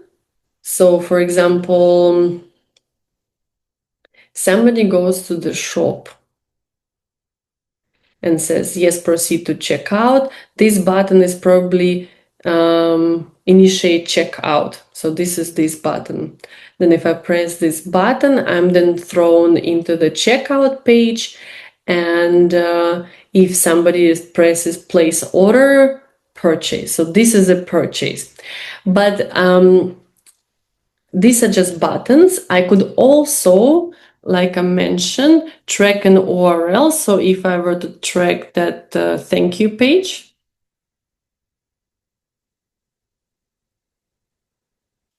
I could track this whole URL and say that this is a purchase, because only if they purchase, they would be thrown to this page. So this is how you can go through your whole website and define everything that has meaning on your website to make sure that Meta gets as much information as possible, so that Meta learns and optimizes the ad delivery to the maximum. And once you finish the setup, you press here, finish. Okay, now I didn't add any new events, but if I had, it would tell me all this correct. And then you would say confirm, and basically that's it. And you would come back to this page and your tracking would be complete. If you want to find the reporting, to find it exactly, do you see it here, this tool, event tool, or where do you check? The reports, we can, first of all, for every campaign that's right now in motion, we see the reports here. So all of our matrix, we can even create a custom view of how this table should look like with like our specific matrix that we are interested in. We can add as many columns as we want. But if we want to generate an official report, we can go to Ads Reporting. And here, for example, we can choose the campaign that we want to report, the format, what matrix that we are interested in, and then we can export it and use it in an Excel table, for example. I will see exact whether it was purchased or just everything, the whole information will be in the report. Yeah? I don't think you can see when it was purchased. So, for example, I'll just delete this. Whether it was just filled the formula or purchased or just book a call. Yeah, exactly. So you can select the range of when you want to see the information. So for example, from the last, it can be a custom range or this month or the last 7 days. and then you will see the results. And the results depend on what campaign goal you chose. If your objective is leads, then your result will be leads. But you will also see website leads. And here you can see the breakdown that you had 6 website purchases, 3 add to cart, 5 leads, checkout initiated. So you will see a breakdown of all conversions when you look inside here.